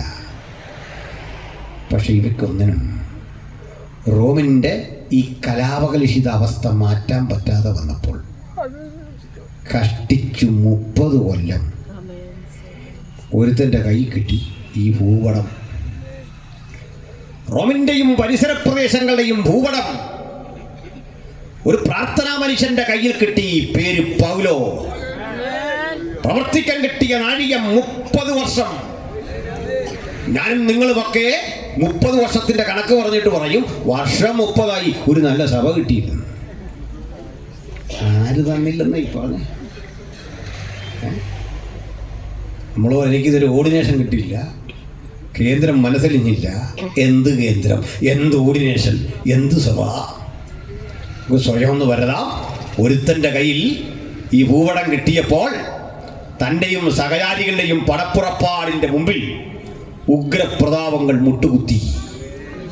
ഒരു വേള റോമിൻ്റെ പലയിടങ്ങളിൽ നസ്രായനായ യേശുവിൻ്റെ സുവിശേഷം വഹിച്ചുകൊണ്ട് പൗലോസും അനുചരന്മാരും ഒന്നിച്ച് യാത്ര ചെയ്ത് അവസാനം പറയുക, ഞാൻ നല്ല പോർ പൊരുതു, ഓട്ടം തികച്ചു, വിശ്വാസം കാത്തു, ഇനി നീതിയുടെ കിരീടം എനിക്കായി വെച്ചിരിക്കുന്നു. അത് നല്ല ന്യായാധിപതിയുടെ കയ്യിൽ നിന്ന് ഞാൻ ഒരിക്കൽ ഏറ്റുവാങ്ങും. അങ്ങനെയുള്ള കോൺഫിഡൻസോടെ, ആ ധൈര്യത്തോടെ യേശുവിന് വേണ്ടി പ്രവർത്തിച്ച ആ ദൈവവൃത്യന്മാരാണ് നമ്മുടെ പ്രചോദനമെങ്കിൽ ഇത്തരം ടീമുകൾ, ഇത്തരം സുവിശേഷ ഘോഷണ സംഘങ്ങൾ എനിക്കെന്ത് കിട്ടിയെന്നുള്ളതല്ല, എൻ്റെ ജീവിതം കൊണ്ട് ഞാൻ യേശുവിന് വേണ്ടി എങ്ങനെ പ്രയോജനപ്പെട്ടു എന്ന് തിരിഞ്ഞിരുന്നെന്ന് ചിന്തിക്കാൻ ഈ രാത്രി സമർപ്പണം ചെയ്യുമെങ്കിൽ തീർച്ചയായും നമ്മുടെ ലക്ഷ്യങ്ങളെ മാനിക്കുന്ന ഒരു മഹാദൈവം നമ്മുടെ കൂടെയുണ്ട്. ഞാനത് ആത്മാർത്ഥമായിട്ട് വിശ്വസിക്കുന്നു. ഞാനതിലേക്ക് പോന്നേ. വചനം ഇവിടെ പറഞ്ഞത്, ഈ റോമിലൊരു ചെറിയ ചർച്ച ഉണ്ടായിരുന്നു. റോമെന്ന് ഇവിടെ ഉദ്ദേശിച്ചത് ഈ വിശാല സാമ്രാജ്യമല്ല, അതിനകത്തെ ഒരു സ്ഥലത്തിൻ്റെ പേര് റോമെന്ന, ക്യാപിറ്റൽ സിറ്റിയുടെ പേരും. ഇന്നത്തെ വത്തിക്കാൻ്റെ ഭാഗമാണ്. അവിടെയുള്ള സഭയിൽ കുറേ അധികം ആളുകൾ, ജൂതന്മാരാ പരിസരത്തുണ്ട്, അതിന് പുറത്തുള്ള മനുഷ്യരുണ്ട്. പൗലോസ് 2 പ്രമേയങ്ങൾ ഇവർക്ക് മുമ്പിൽ വെക്കുന്നു. ഒന്ന്, ജൂതന്മാരെ, നിങ്ങൾക്ക് പ്രമാണമുണ്ടായിരുന്നു, നിങ്ങൾക്ക് പ്രവാചകന്മാരുണ്ടായിരുന്നു, നിങ്ങൾക്ക് ഐഡിയോളജിക്കലി നിങ്ങളെ നയിച്ച രാജാക്കന്മാരുണ്ടായിരുന്നു. രക്ഷപ്പെട്ടില്ല, നിങ്ങൾ പാപത്തിൻ്റെ കീഴിൽ. അത് ആദ്യത്തെ പ്രമേയം, ജൂതൻ പാപത്തിൻ്റെ കീഴിൽ. രണ്ടാമത് പറയുന്നത്, അല്ലയോ യവനന്മാരും ജാതികളുമായുള്ള നോൺ ജൂവിഷ് കമ്മ്യൂണിറ്റിയിലെ, അല്ലയോ യവനന്മാരെ, ഗ്രീക്കുകാരെ, നിങ്ങൾക്ക് ബുദ്ധി ഉണ്ടായിരുന്നു. നിങ്ങളിൽ നിന്ന് പൈതഗോറസും സോക്രട്ടീസും പ്ലേറ്റോയും അരിസ്റ്റോട്ടിലും ഒക്കെ രൂപപ്പെട്ടത്, വൈദ്യശാസ്ത്രം രൂപപ്പെട്ടത്, വിജ്ഞാന കലകളൊക്കെ രൂപപ്പെട്ടത്, തത്വചിന്ത രൂപപ്പെട്ടത്, ഗണിതം രൂപപ്പെട്ടത്, ആധുനികമായ അനാട്ടമിയുടെ പ്രാകൃത രൂപങ്ങൾ ഒക്കെ പഠനം തുടങ്ങിയത് അവിടെ നിന്ന്. മനുഷ്യനെക്കുറിച്ചുള്ള പഠനം, ജീവജാലങ്ങളെക്കുറിച്ചുള്ള പഠനം ഒക്കെ രൂപപ്പെട്ടു വന്ന തത്വചിന്തയുടെ തറവാട്ട് ഭൂമിയാ. പക്ഷേ അതും നിങ്ങളെ രക്ഷിച്ചില്ല. ആ ലോകവും പാപത്തിൻ്റെ കീഴിൽ. മൂന്നാമത്തെ ഘട്ടം പറയുക, മുഴുലോകവും പാപത്തിൻ്റെ കീഴിൽ. എന്നിട്ട് അതിൻ്റെ ഉപസംഹാരം, നീതിമാൻ ആരുമില്ല. ഈ വാക്യം ആളുകൾ തെറ്റിദ്ധരിച്ച് നമ്മളൊക്കെ സംസാരിക്കുന്നത് നീതിമാൻ ആരുമില്ലെന്നാണ് ബൈബിൾ പറയുന്നത്. അങ്ങനെയല്ല, ഇതാണ് സിറ്റുവേഷൻ. ഇതിൻ്റെ പ്രതിക്രിയ വരുത്ത അടുത്ത ഇടയ്ക്ക് ഇത്രയും പാപത്തെ മുഴുവൻ ദഹിപ്പിച്ച് നിൽക്കുന്ന ഒരു പദം പ്രയോഗിച്ചിട്ട് പറയുക, കൃപയാൽ. അപ്പൊ ഇന്ന് രാത്രി ജയമെടുക്കാൻ നമുക്കൊരു പദം, കൃപ. ഈ മുഴുലോകത്തിന്റെയും പാപത്തിന്റെ പരിഹാരത്തിനായി ഒരു കൃപ, ഒരു ദയവായ്പിന്റെ രക്തമേശു ചൊരിഞ്ഞു. ആ രക്തത്തിൽ വിശ്വസിക്കുന്ന യാതൊരാൾക്കും ഇപ്പോൾ ക്രിസ്തുവേശുവിലുള്ളവർക്ക് ഒരു ശിക്ഷാവിധിയുമില്ല. ഇതാണ് ഈ വായിച്ച പ്രമേയം.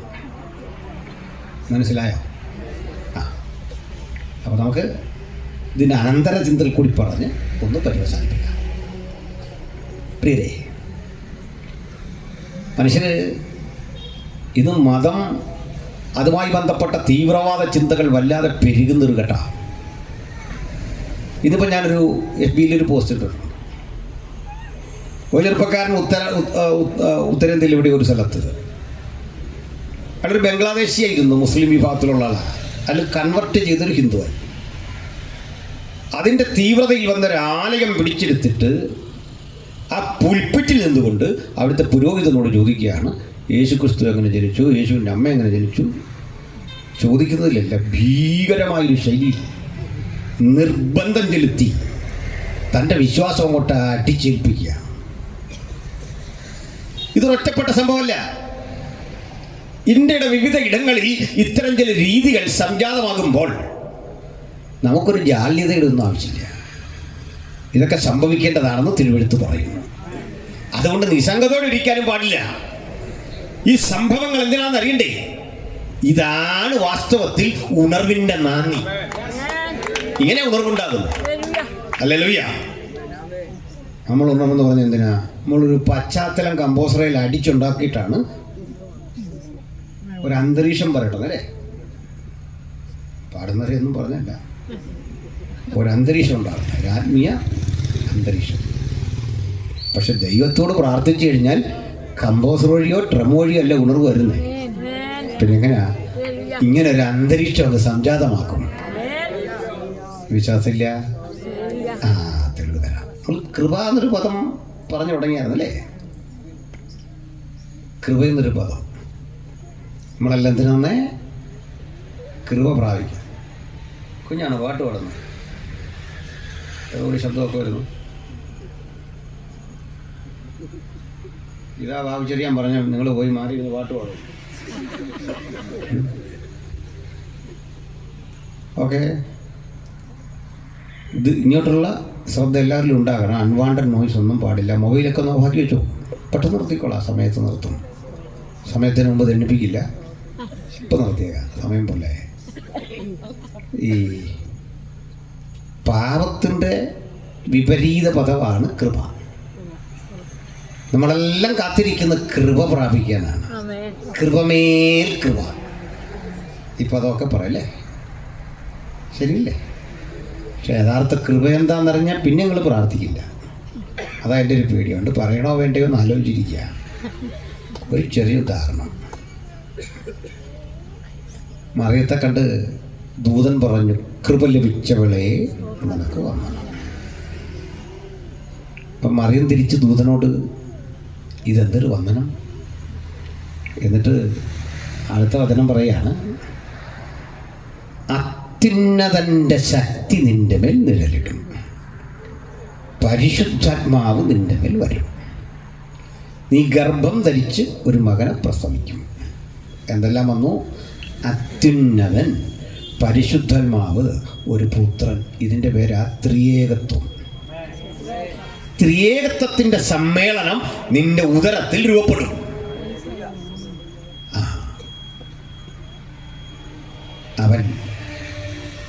അവന് ദൈവം നമ്മോടുകൂടെ എന്ന അർത്ഥമുള്ള ഇമ്മാനുവേൽ എന്ന് പേർ വിളിക്കും.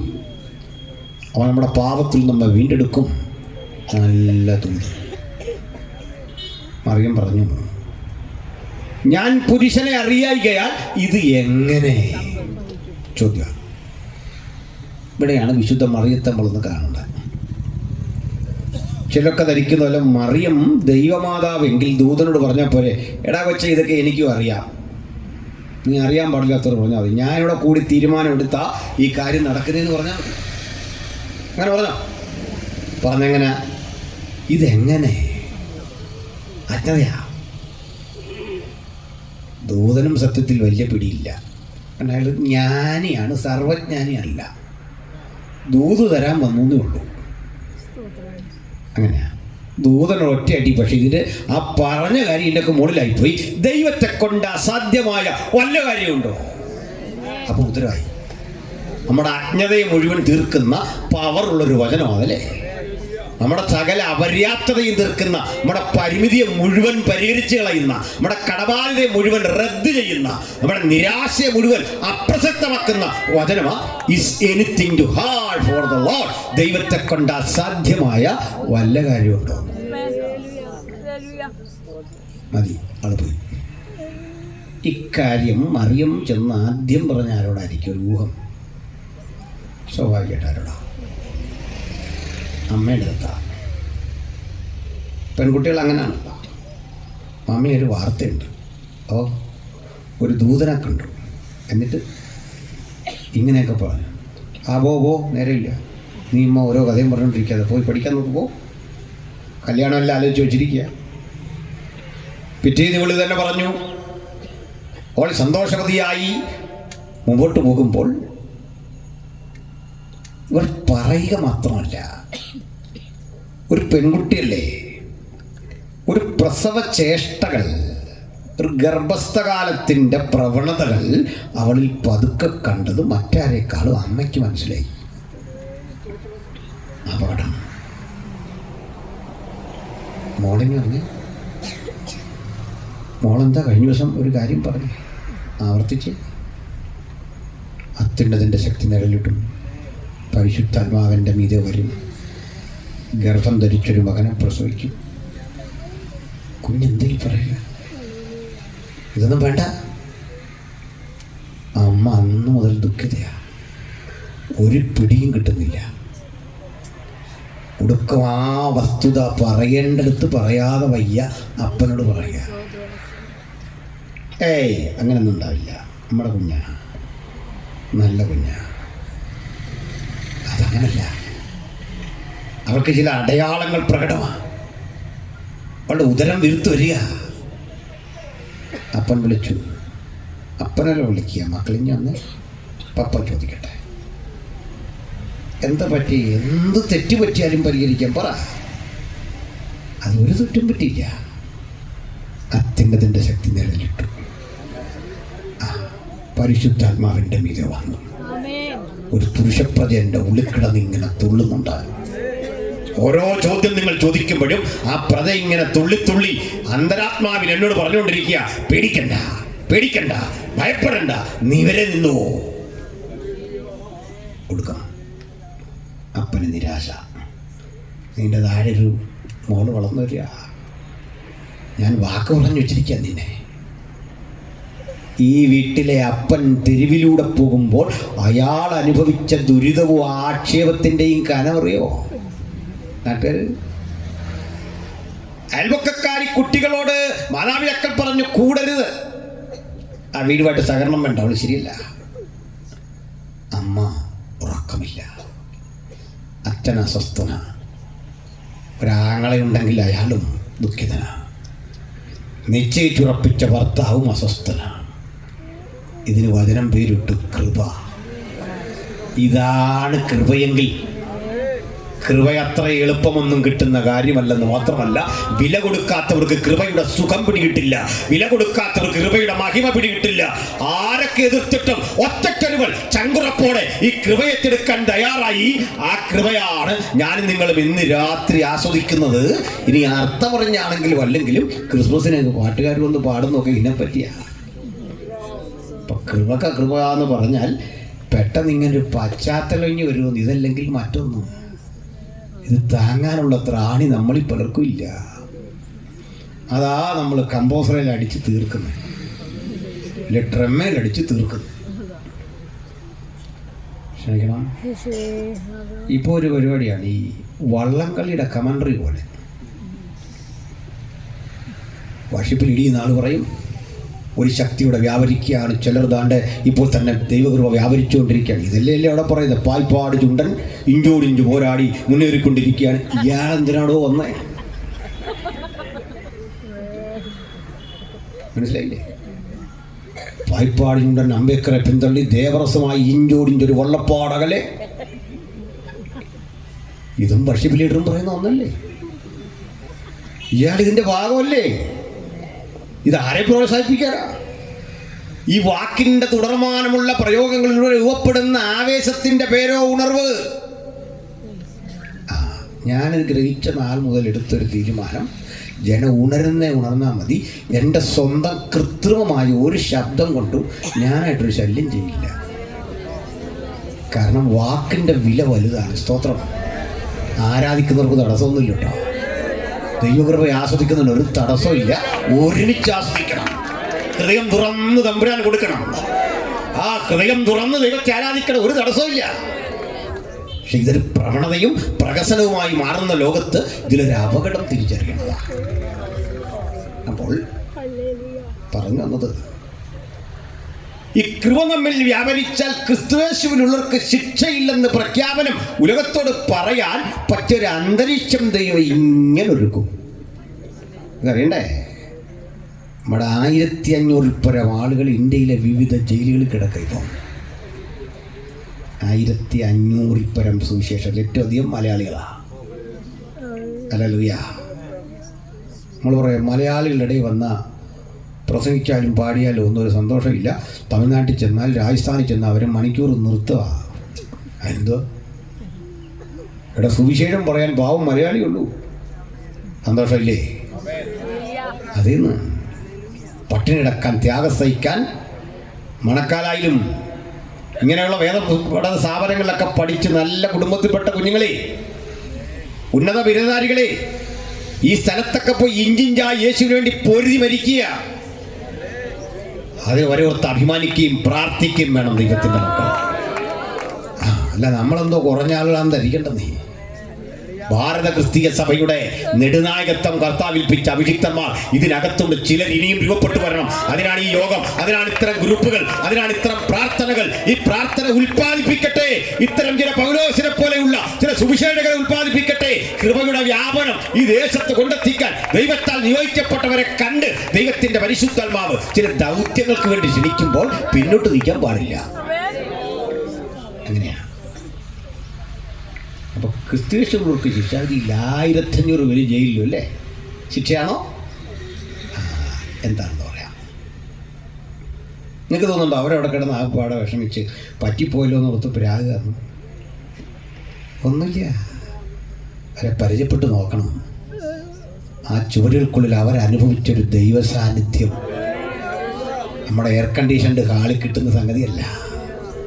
അത് നമ്മൾ ശബ്ദമുഖരിതമാക്കി മാറ്റിയെടുക്കാൻ ശ്രമിക്കുമ്പോൾ നിന്ന് തിരിയാനിടയില്ലാത്ത, ദുർഗന്ധം വമിക്കുന്ന കക്കൂസുള്ള, പരിസ്ഥിതി മോശമായ, ആഹാരം വേണ്ടത്ര കിട്ടാത്ത, മക്കളെവിടെ ഭാര്യ എവിടെയെന്ന് പോലും ചിന്തിക്കാനാവതില്ലാത്ത, ദിനപത്രം കിട്ടാത്ത ഇരുട്ടറയ്ക്കുള്ളിൽ യേശുവിനെ സേവിക്കുന്ന നിരവധി ദൈവവൃത്യന്മാർ ജീവിതം ഹോമിക്കുമ്പോൾ അവർ ഒറ്റക്കല്ല. കണ്ണടയ്ക്കുമ്പോൾ കാണുന്ന ആത്മനിറവിന്റെ അനുഭവമുണ്ട്. ഒപ്പം നിന്നിരിക്കുന്ന ഞാൻ ലോകാവസാനത്തോളം നിങ്ങൾ കൂടെയുണ്ടെന്ന് അള്ളിയവന്റെ ആ സാന്നിധ്യം ആസ്വദിച്ചുകൊണ്ട് അവരവിടെ കഴിയുന്നതെങ്കിൽ നമുക്ക് രാത്രി വിശ്വാസത്താൽ പറയാ, ക്രിസ്തുവിന്റെ സകല ഭടന്മാരെ, നിങ്ങൾ ഒറ്റക്കല്ല. നിങ്ങൾക്കായി പ്രാർത്ഥിക്കുന്ന, നിങ്ങളെ ഓർക്കുന്ന, നിങ്ങൾക്ക് ഐക്യദാർഢ്യം പ്രഖ്യാപിക്കുന്ന ഒരു സമൂഹം ഇന്ന് ഇവിടെ രൂപപ്പെട്ടിട്ടുണ്ട്. അതിനുവേണ്ടി ഒരുങ്ങണം ദൈവമക്കൾ ഇനിയുള്ള കാലം. സ്തോത്രം. ഇങ്ങനെയാണ് നമ്മുടെ രാജ്യം രൂപപ്പെട്ടു വന്നത്. ഞാൻ അതിലേക്ക് ഒന്ന് വരാം. സമയപരിധിയുണ്ട്. ചരിത്ര പ്രാധാന്യമുള്ള വിഷയങ്ങൾ ആ രൂപത്തിൽ കുറേ മറ്റ് വേദികളിലാണ് ഞാൻ സാറിനെ സംസാരിക്കുന്നത്. ടൈം കൂടുതലുള്ള പൊതുജനങ്ങൾ കൂടിയുള്ള സ്ഥലത്ത്. എങ്കിലും ഓർത്തുകൊണ്ടൊരു കാര്യം പറയാം. അങ്ങനെ ഇംഗ്ലണ്ടിൽ കെറ്ററിങ് എന്നൊരു സ്ഥലമുണ്ട്. അവിടെ ഒരു ഷൂ നിർമ്മാണ കമ്പനിയിലെ തൊഴിലാളി. വിദ്യാഭ്യാസമില്ല, പക്ഷെ ആള് ബൈബിൾ വായിക്കും. ഭാഷാ സഹായികൾ ഉപയോഗിച്ചുകൊണ്ട് അടുത്തടുത്ത ഭാഷകൾ പഠിച്ചു. ഗ്രീക്കും ഹീബ്രു ഇംഗ്ലീഷും ലാറ്റിനും ഒക്കെ പഠിച്ചു. വൃത്തിക്ക് എഴുതും, അത്യാവശ്യം ചിത്രം വരയ്ക്കും. ഇങ്ങനെ ഇരിക്കുന്ന വേളയിൽ ഒഴിവു സമയം കിട്ടിയപ്പോൾ ഈ ഷൂ ഉണ്ടാക്കുന്ന ആ ലെതറിൻ്റെ വേസ്റ്റ് പീസുകൾ ഒരു ചെറിയ ഗോളത്തിൽ ഒട്ടിച്ചു വെച്ച് ഒരു ഗ്ലോവ് ഉണ്ടാക്കി.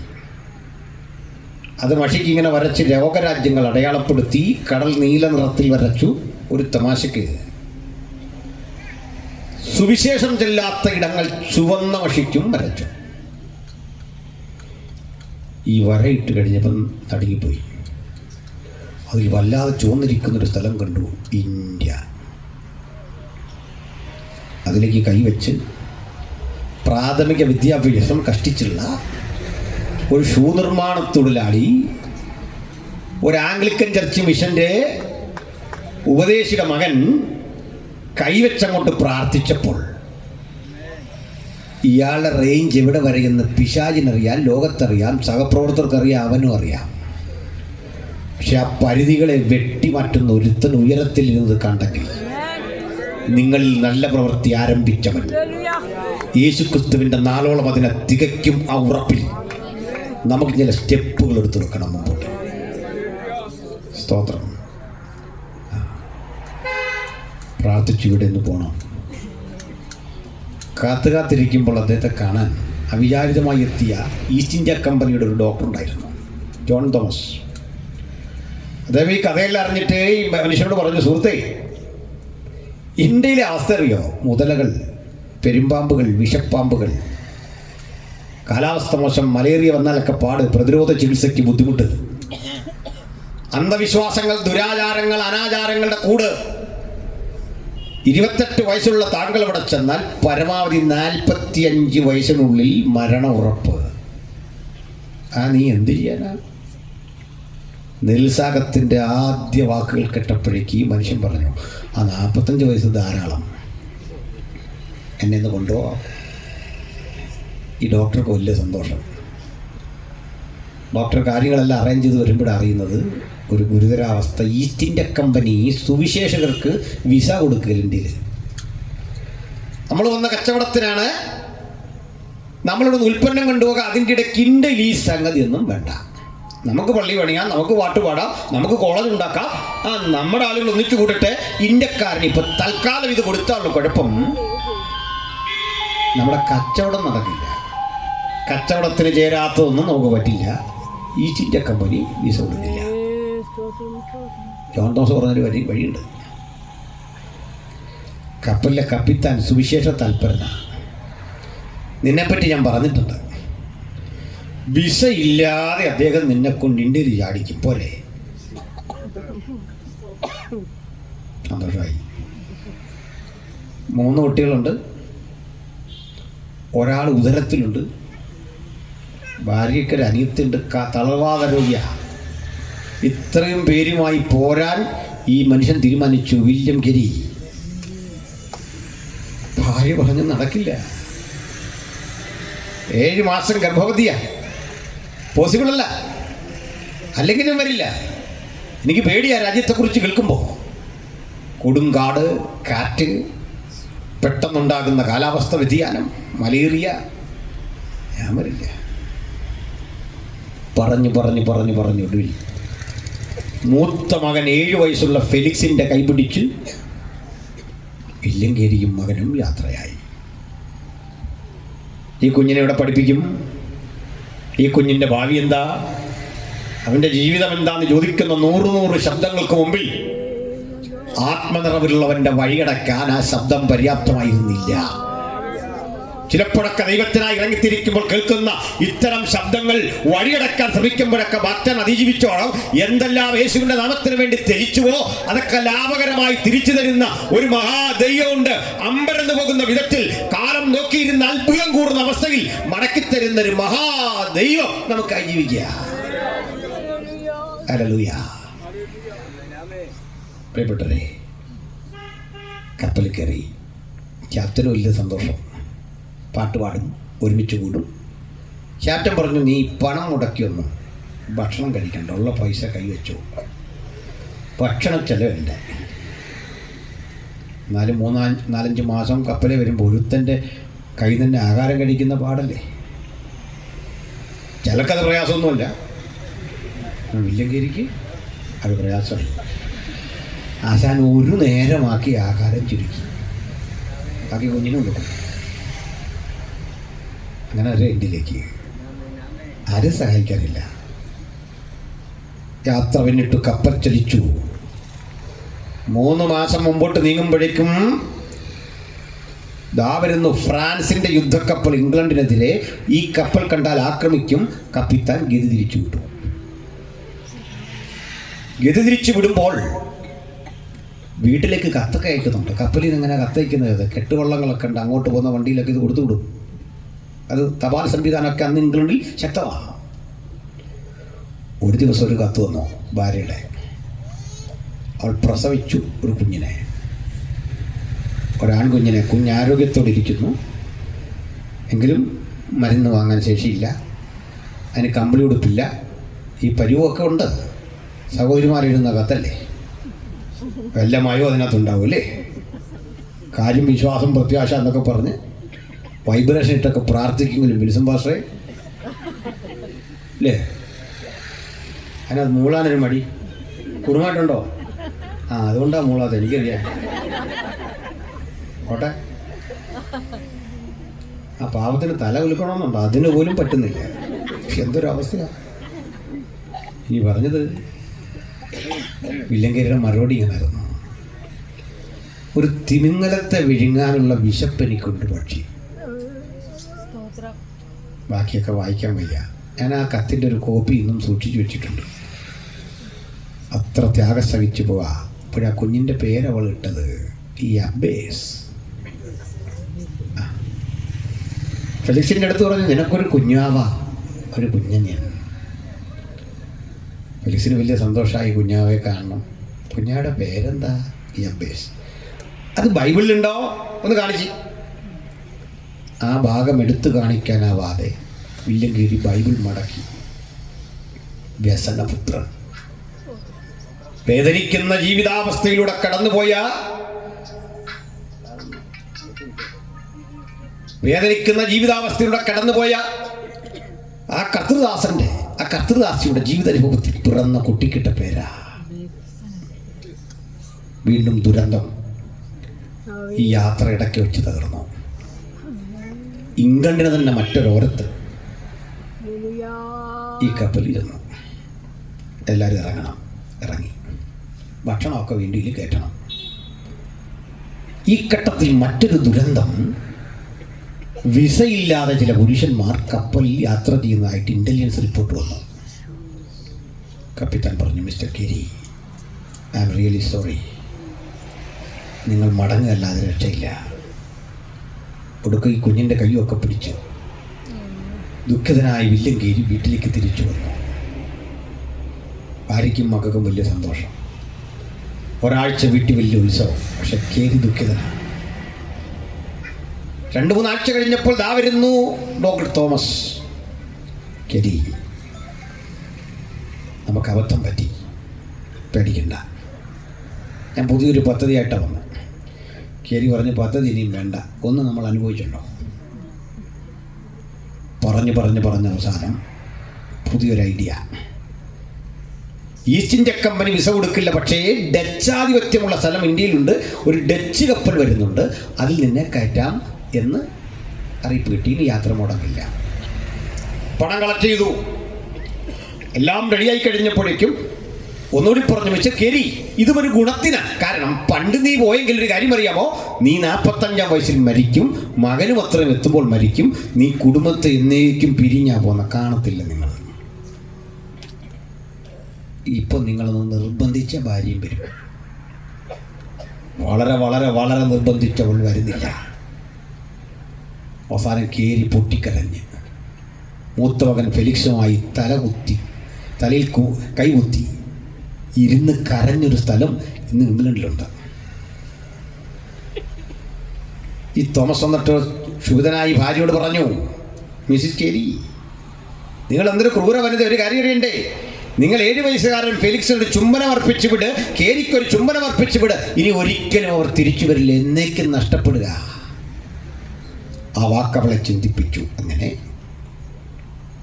ഈ വിലങ്ങക്കുഞ്ഞിനെയും കയ്യിലെത്തി 4 മക്കളുടെ കൈപിടിച്ച് തൻ്റെ തളർവാദരോഗിയായ അനിയത്തിയെ കൂടെ കുട്ടി തുണിക്കുള്ളിൽ കുഞ്ഞിനെ പൊതിഞ്ഞ് കേരിയും ഈ പ്രിയപ്പെട്ട കുടുംബവും യാത്ര തിരിക്കുക.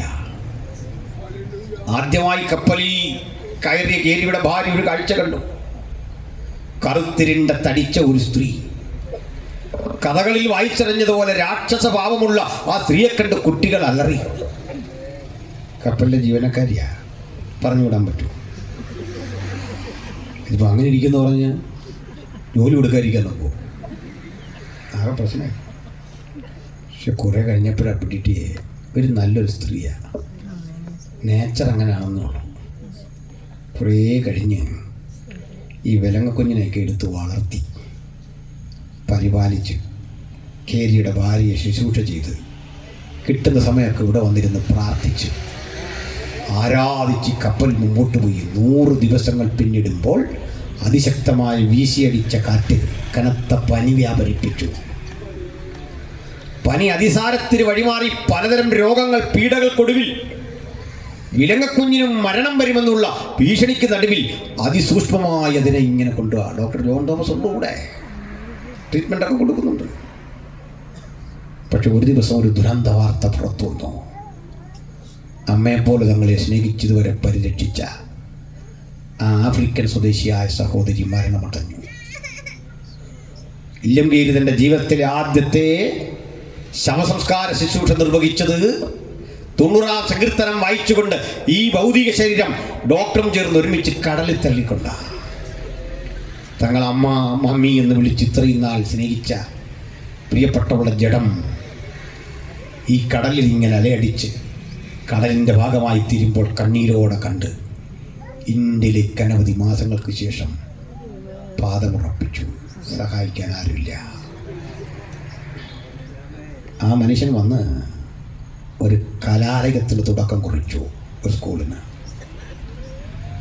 അന്ന് കണ്ട ആളുകളൊക്കെ വിളിച്ചു പറഞ്ഞു, ഇതൊക്കെ പൂട്ടിപ്പോവും, കാരണം ഇത് കടൽ കടന്നു വന്ന സായിപ്പിൻ്റെ ഭാഷയാ. ഇത് നിലനിൽക്കില്ല. ഇംഗ്ലീഷ് സ്കൂളാ. പരിഹാസ ശരങ്ങൾ കയറിക്കുന്നവരെ വന്നു.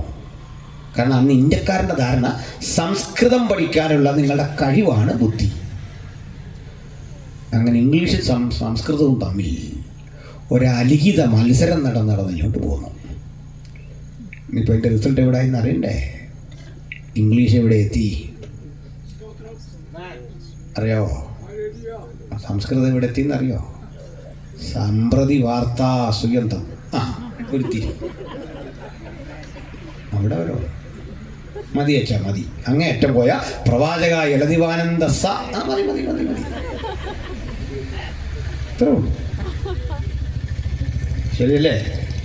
ചുമ്മാ കയറിയൊക്കെ മത്സരിക്കാതെ ആരുടെ ഈ കളിക്കുന്ന ഓർത്തുണ്ടോ? ഇതെന്തെന്ന് ഓർത്താ?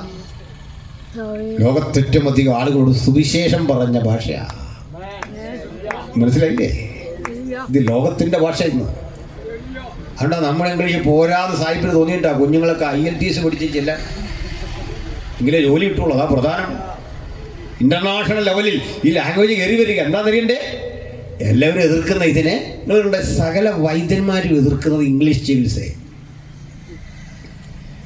ഷുഗർ മാറാൻ ഏതാണ്ടെല്ലാം കാട് പറിച്ച് തന്നു വെച്ച് കിഡ്നി അടിച്ചു പോയി ഇല്ല നടക്കുക.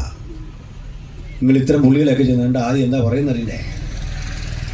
ഒരു മണിക്കൂർ ഇരുന്നുകൊണ്ട് പറയും ഇംഗ്ലീഷ് മരുന്നിൻ്റെ കുറ്റം. എന്നാൽ പിന്നെ ഇയാൾ ഈ മരുന്നിന് എന്നാൽ പോരെ? ഈ കുറ്റം പറയുന്ന നേരത്തിനെ അതൊട്ട് തരത്തുമില്ല. എന്നാൽ എൻ്റെ രസം അറിയാമോ? ആയുർവേദം മോശമാണെന്നല്ല പറയുന്ന കേട്ടോ. എല്ലാവർക്കും പ്രാപ്യമല്ല. ഈ മരുന്ന് ചെയ്യുന്ന ആൾ മിക്കപ്പെട്ടൊരു ബ്രാഹ്മണ. അയാൾക്ക് എല്ലാവരും തൊടാൻ പറ്റില്ല. ജാതീയമായ ചില വഴക്കങ്ങൾക്കനുസൃതമായി 32 അടി 64 അടി 90 അടിയൊക്കെ അകലെയാണ് രോഗിയും ഡോക്ടറോടെ നിൽക്കുന്നത്. ഇതൊക്കെ അവിടെ ഇരിക്കുക. സാക്ഷാൽ മഹാത്മജി വൈക്കത്ത് വന്നിട്ട് ഇണ്ടംതുരുത്തി മനക്കലെ നമ്പൂതിരിയുടെ മുമ്പിൽ നിന്ന് 30 അടി അകലെ മാറി നിന്ന് സംസാരിക്കണമായിരുന്നു. മഹാത്മജിയുടെ അവസ്ഥ ഇതായിരുന്നു, ഓർക്കണം. അപ്പം പിന്നെ രോഗിയായിട്ട് ഇല്ലെന്നതിൻ്റെ അവസ്ഥ വൃത്തി. വർണ്ണാശ്രമത്തിലെ 3-ാം വർണ്ണമാണ് അദ്ദേഹം, വൈശ്യന. അകന്ന് നിൽക്കണം, ദൂരെ. അപ്പോൾ ഇത് ചോദിക്കും നാളെന്താ? അതിന്നത് ആ പേരാലിൻ്റെ ചൊട്ടിയിട്ട് ഫലപുഷ്ടങ്ങളൊക്കെ ഇങ്ങനെ നട്ടിട്ടുണ്ട്. അവിടെ പോയി ഇതെല്ലാം കെട്ടിവിടെ കിഴുകാ നെല്ലി ഇത്ര, അത് സമം ജീരക വെള്ളത്തിൽ ആട്ടിൻപാല് ചേർത്ത്. ഈ പേര് പോലും കണ്ടുപിടിക്കാൻ പറയാണ്ട് ഈ പോകുന്ന വഴിക്ക് തന്നെ ഈ ഓലക്കുറിപ്പടി പിടിച്ച് അവൻ അതിലേ കളഞ്ഞിച്ച് മന്ത്രവാദിലെടുത്തിട്ട് ഓട്ടം. അയാളെ കൊണ്ടില്ല ഭീം ഭൂം എന്നൊക്കെ വെച്ച് 2 പരിപാടി മാറി കേട്ടോ. എല്ലാം മാറിയിട്ടുണ്ട് പോകും. ഇങ്ങനെ ആ മരുന്നും മന്ത്രവും എന്നൊരു പ്രയോഗം തന്നെ ഉണ്ടായത്. കണക്റ്റഡ് ആയത് അങ്ങനെ, പ്രാപ്യമല്ല. മനസ്സിലായി? ഇതിവിടെ നിൽക്കുമ്പോൾ ആ സായിപ്പ് ഒരു കുതിരവണ്ടി വന്നിറങ്ങി. ഒരു പെങ്കൊച്ചു കൂടെ, ഒരു കയ്യാൾ കൂടെ, അദ്ദേഹം കഴുത്തിലൊരു കുഴലുമൊക്കെ ഇട്ട് ഇങ്ങോട്ട് വന്നിട്ട് പെൺകുട്ടിയുടെ കയ്യിലൊരു തെർമോമീറ്റർ. അവളിങ്ങോട്ട് വന്ന് ഡെറ്റോൾ ഒഴിച്ച വെള്ളത്തിൽ നിന്ന് മുക്കി നമ്മുടെ നാവിലേക്ക് വെച്ചു. ടെമ്പറേച്ചർ എഴുതി പരിശോധിച്ച് അങ്ങോട്ട് പോകുമ്പോൾ ഡോക്ടർ വിളിച്ചു. നമ്മൾ മാറി നിന്ന് എന്താ കാര്യം? അതിങ്ങനെ ഞങ്ങൾ 32 അടി 64 അടി അന്ന് സാരമില്ല, ഇങ്ങോട്ട് വാ. അല്ലേ ഡോക്ടർ അങ്ങോട്ട് വരും. അങ്ങോട്ട് വന്ന് ഈ നാടി പിടിച്ചു, പൾസ് പിടിച്ചു, ഈ സ്റ്റെതസ്കോപ്പ് എടുത്ത് വെച്ചു. രോഗിയിൽ നായരുണ്ട്, നമ്പൂതിരിയുണ്ട്, നായാടിയുണ്ട്, ദലിതനുണ്ട്, ആദിവാസിയുണ്ട്. ഒറ്റ സ്റ്റെതസ്കോപ്പ് കൊണ്ട് ഇങ്ങനെ ടച്ച് ചെയ്ത് പോയപ്പോൾ മലയാളികൾക്കിടയിൽ നിന്ന് അരിവാൾ കൊണ്ട് നടത്തിയ വിപ്ലവത്തെക്കാൾ വലുതാ ഡോക്ടർ സ്റ്റെതസ്കോപ്പ് കൊണ്ട് നടത്തിയ അസ്പർശ്യത മാറ്റിയ സാധനമാണിത്. തൊട്ടുകൂടായ്മ മാറ്റിയ സാധനമാണ്. അതിൻ്റെ സ്റ്റെതസ്കോപ്പ് അടയാളത്തിൽ വേണം ആരിലും മത്സരിക്കുക. ഇതാണ് വിപ്ലവം. ഇതുപോലെ ജാതി മാറ്റിയ സാധനമില്ലെന്ന് പിടിക്കോ? ഇതൊക്കെ ഇവിടെ ഉണ്ടായത്. ഇതൊക്കെ പ്രാർത്ഥിച്ചവൻ്റെ കണ്ടെത്തലാണ്. കോവിഡ് കാലത്ത് സുഭിക്ഷമായി ഭക്ഷണം കഴിച്ച ഇവിടുന്ന ജയ് ജവാൻ ജയ് കിസാൻ എന്ന് പറഞ്ഞൊരു അച്ചായൻ നിന്ന് കണ്ടെത്തി കളച്ചുണ്ടാക്കിയതല്ല. ആ ജനിതഘടനയ്ക്ക് മാറ്റം വരുത്തി അത്യുൽപാദന ശേഷിയുള്ള വിത്ത് കൊണ്ട് അതിശ്രേഷ്ഠമായ വിധത്തിൽ അമിതമായ ഉൽപ്പന്നങ്ങൾ നൽകിക്കൊണ്ട് പട്ടിണി മാറ്റുന്ന സാങ്കേതിക വിദ്യ കണ്ടുപിടിച്ചത് കുപ്പായമിട്ടൊരു പുരോഹിതന, പേര് ഗ്രിഗർ മെൻഡൽ. കേൾക്കണ്ട, ആ പട്ടിണി മാറ്റാൻ ദൈവം ചോദിച്ച മനുഷ്യനെയാണ്. ജ്വലിച്ചു നിൽക്കുന്ന വൈദ്യുത ദീപമില്ലേ, നിന്റെ കണ്ടെത്തലിന്റെ പിന്നിലെ കാരണക്കാരൻ എന്നെപ്പോലെ യേശുവിനെ പ്രസംഗിക്കുന്ന മൈക്കൽ ഫാരഡേ എന്നറിയപ്പെടുന്ന ഒരു വിജ്ഞാനിയാണ്. നോക്കണം, ഞാൻ നിങ്ങൾ പറയുന്ന ഊർജപ്രവാഹത്തിന്റെ സ്രോതസ്സില്ലേ, ഊർജപ്രവാഹത്തിന്റെ ശൈലിയില്ലേ, ചലന നിയമങ്ങളില്ലേ, ആൽബർട്ട് ഐൻസ്റ്റീനില്ലേ, ഐസക് ന്യൂട്ടനില്ലേ, ഉലകത്തെ മുഴുവൻ കിടുകിടാ വിറപ്പിച്ച് ഇത്തരം ശാസ്ത്ര സാങ്കേതിക വിദ്യയുടെ പിന്നിലല്ല ഈ ബൈബിൾ വായിച്ചവന്റെ ഒരു കയ്യൊപ്പുണ്ടെന്ന്. ഞാൻ നിരീശ്വരന്മാരോട് ചർച്ച ചെയ്തപ്പോൾ പറഞ്ഞൊരു 100 പേരുടെ പേര് ശ്വാസം വിടാതെ ഞാൻ പറയാം. ലോകത്തെ മാറ്റിമറിച്ച അത്യാധുനികമായ കണ്ടെത്തലിന്റെ എല്ലാം പിന്നിൽ ഇടപെട്ട ആ തലയല്ല ഈ തിരുവെഴുത്ത് വായിച്ചപ്പോൾ രൂപപ്പെട്ട ഉദ്ദീപിപ്പിക്കപ്പെട്ട ബുദ്ധിയുടെ പ്രകാശനങ്ങളാണെങ്കിൽ ഇന്ത്യ ഒരു 10 പേരുടെ പേര് പറയാൻ പറയും. എന്താ പറയുന്നത്? രവിചന്ദ്രൻ, മനസ്സിലായില്ലേ? അങ്ങനെ പറഞ്ഞു നോക്കിയേ. എന്താ പറ്റാത്ത പറഞ്ഞു വന്നത്, കേരി ഇന്ത്യയിൽ വന്നൊരു കോളേജ് അങ്ങ് സ്ഥാപിച്ചു. ആ കോളേജ് ശക്തിപ്പെട്ടപ്പോൾ ഡച്ചാധിപത്യമുള്ള സ്ഥലമാണ്. ആ സ്ഥലത്തിൻ്റെ പേര് നമുക്ക് പലർക്കും അറിയില്ല. അറിയാവുന്ന പേരിൻ്റെ പൊരുളും അറിയില്ല. നമ്മൾ അറിയുന്ന പേര് സെറാംപൂർ എന്നാണ്. ശരിക്കും പറയേണ്ടത് ശ്രീരാമപുരം എന്നാണ്. അത് സായിപ്പിന് വഴങ്ങാത്തോണ്ടിട്ടാണ് സെറാംപൂർ. മനസ്സിലായില്ലേ? കിട്ടിയോ? ആ പേര് കേട്ടാൽ വലിയ തിരക്കേടില്ല. അതൊരു സ്ഥലത്തിൻ്റെ പേരാ. ആ സ്ഥലത്ത് ഒരു ക്രൈസ്തവ യൂണിവേഴ്സിറ്റി തുടങ്ങണമെന്ന് ദൈവത്തിന് പദ്ധതി തോന്നി. മനസ്സിലായോ? ഇന്ത്യക്കാരൻ ആദ്യം BA MA എന്നൊക്കെയുള്ള ഡിഗ്രി കണ്ടത് ഈ സ്ഥാപനത്തിൽ നിന്നാണ്. ഇവിടെയാ പഠിച്ചത്. ഹല്ലേലൂയ. നമ്മൾ പാരമ്പര്യത്തെക്കുറിച്ച് പൗരാണികതയെക്കുറിച്ചൊക്കെ പറയുമ്പോൾ ആ നിലത്തെഴുതിയ കഥയും ആശാന്റെ കഥയൊക്കെ പറയും. നമ്മളെല്ലാം ഈ മണലിട്ട് അല്ലേ, ചിലർക്കൊക്കെ തല കുഴുക്കാനൊരു മടി, അത്രയും പ്രായമായില്ലെന്ന് കാണിക്കാൻ ഓരോരുത്തരെ അടവ്. നമ്മളൊന്നും അങ്ങനെ പഠിച്ചിട്ടില്ലെന്ന്. നമ്മളൊക്കെ ഈ ഓല തലയിൽ കെട്ടുമൊക്കെ ഇട്ട് ഇങ്ങനെ പോയല്ലായിരുന്നു ചെറുപ്പത്തിൽ. അന്ന് ഭയങ്കര അഭിമാനത്തോടെ എത്ര ഓല പഠിച്ചു എന്നൊക്കെ പറയുമ്പോൾ അല്ലേ, കെട്ടുകണക്കിന് ഇതും കൊണ്ട് പോകുന്നതൊക്കെ വലിയൊരു അഭിമാനമായിരുന്നു.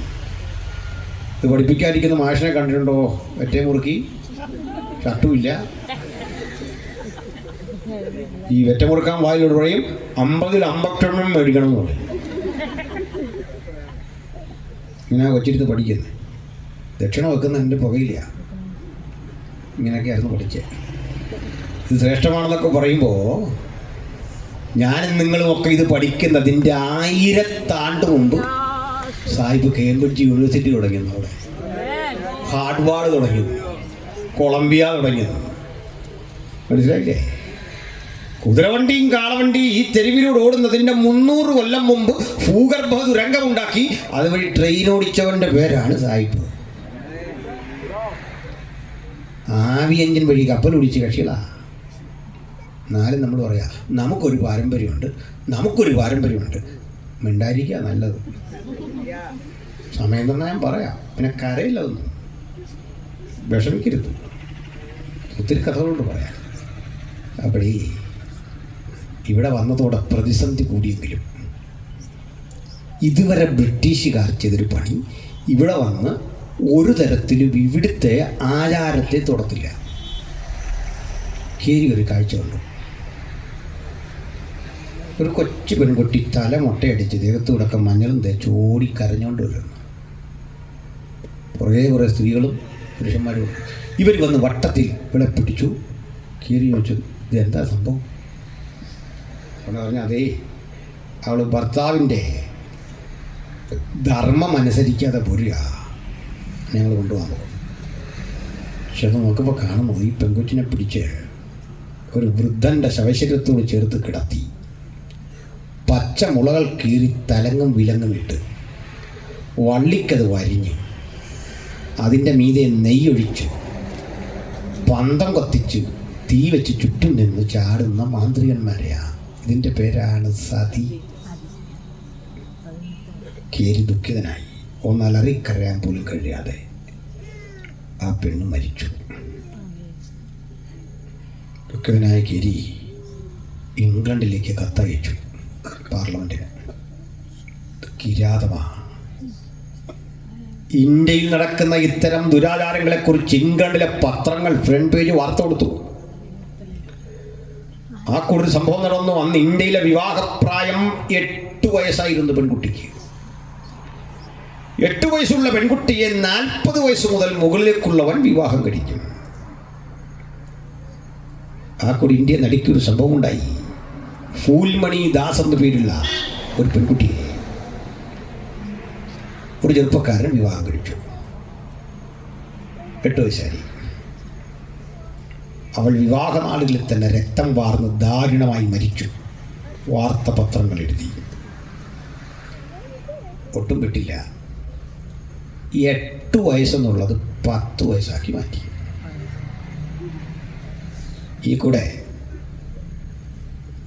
10 വർഷത്തെ നീണ്ട പോരാട്ടത്തിനൊടുവിൽ വില്ലങ്കേരി സതി നിരോധിക്കാനുള്ള ഉത്തരവ് കൈപ്പറ്റി ബംഗാളിൽ പരിഭാഷപ്പെടുത്തി.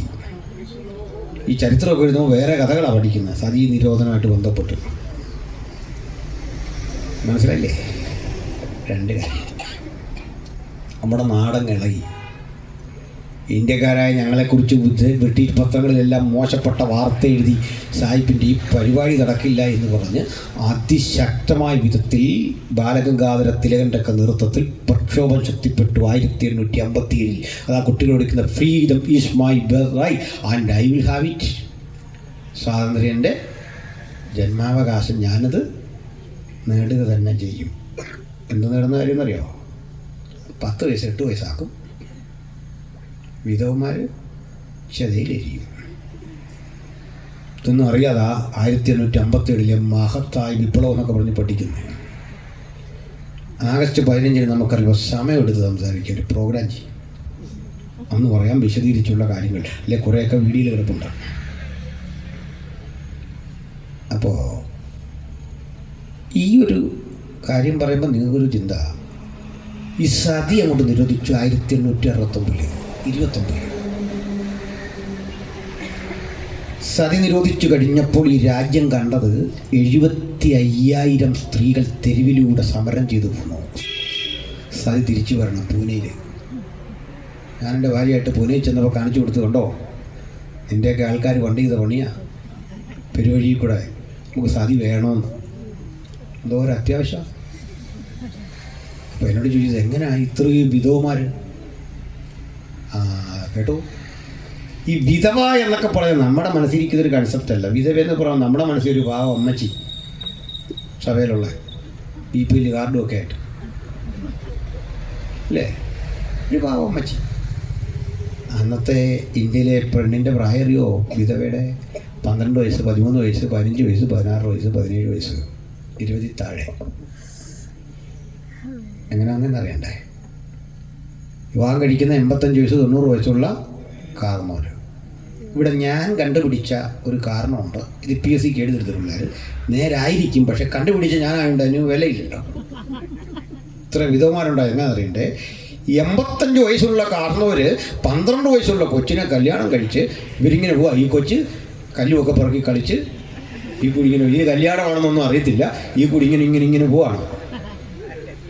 മറ്റേ പുള്ളിക്കറി ഇത് കല്യാണമാണെന്നൊക്കെ ഓർത്ത് ഈ കാർന്നവരിങ്ങനെ പോയിട്ട് ആ കല്യാണത്തിൻ്റെയും മധുവിധിൻ്റെയൊക്കെ സന്തോഷത്തിൽ അറ്റാക്ക് വന്ന് മരിക്കും. ഇങ്ങനെ ഇത്രയും വിധവന്മാർ. മനസ്സിലായോ? പറഞ്ഞ പരീക്ഷയ്ക്കരുത്. സംഗതി വന്നാൽ വരം കൂടിയിട്ടോ. ഇതായിരുന്നു ഇന്ത്യയെ മാറ്റിയതാര്? 1992 പിന്നെ ഒരു സതിയുടെ കേസ് രജിസ്റ്റർ ചെയ്തത്. രൂപ് കൻവർ എന്നൊരു യുവതിയെ ഇതുപോലെ കത്തിച്ചൊരു കഥയെടുത്താൽ പിന്നെ അങ്ങനെ സതി നടത്തിയിട്ടില്ല. ഇടയ്ക്കൊക്കെ ഒറ്റപ്പെട്ടതിന് മുമ്പ് നടന്നിട്ടുണ്ട്.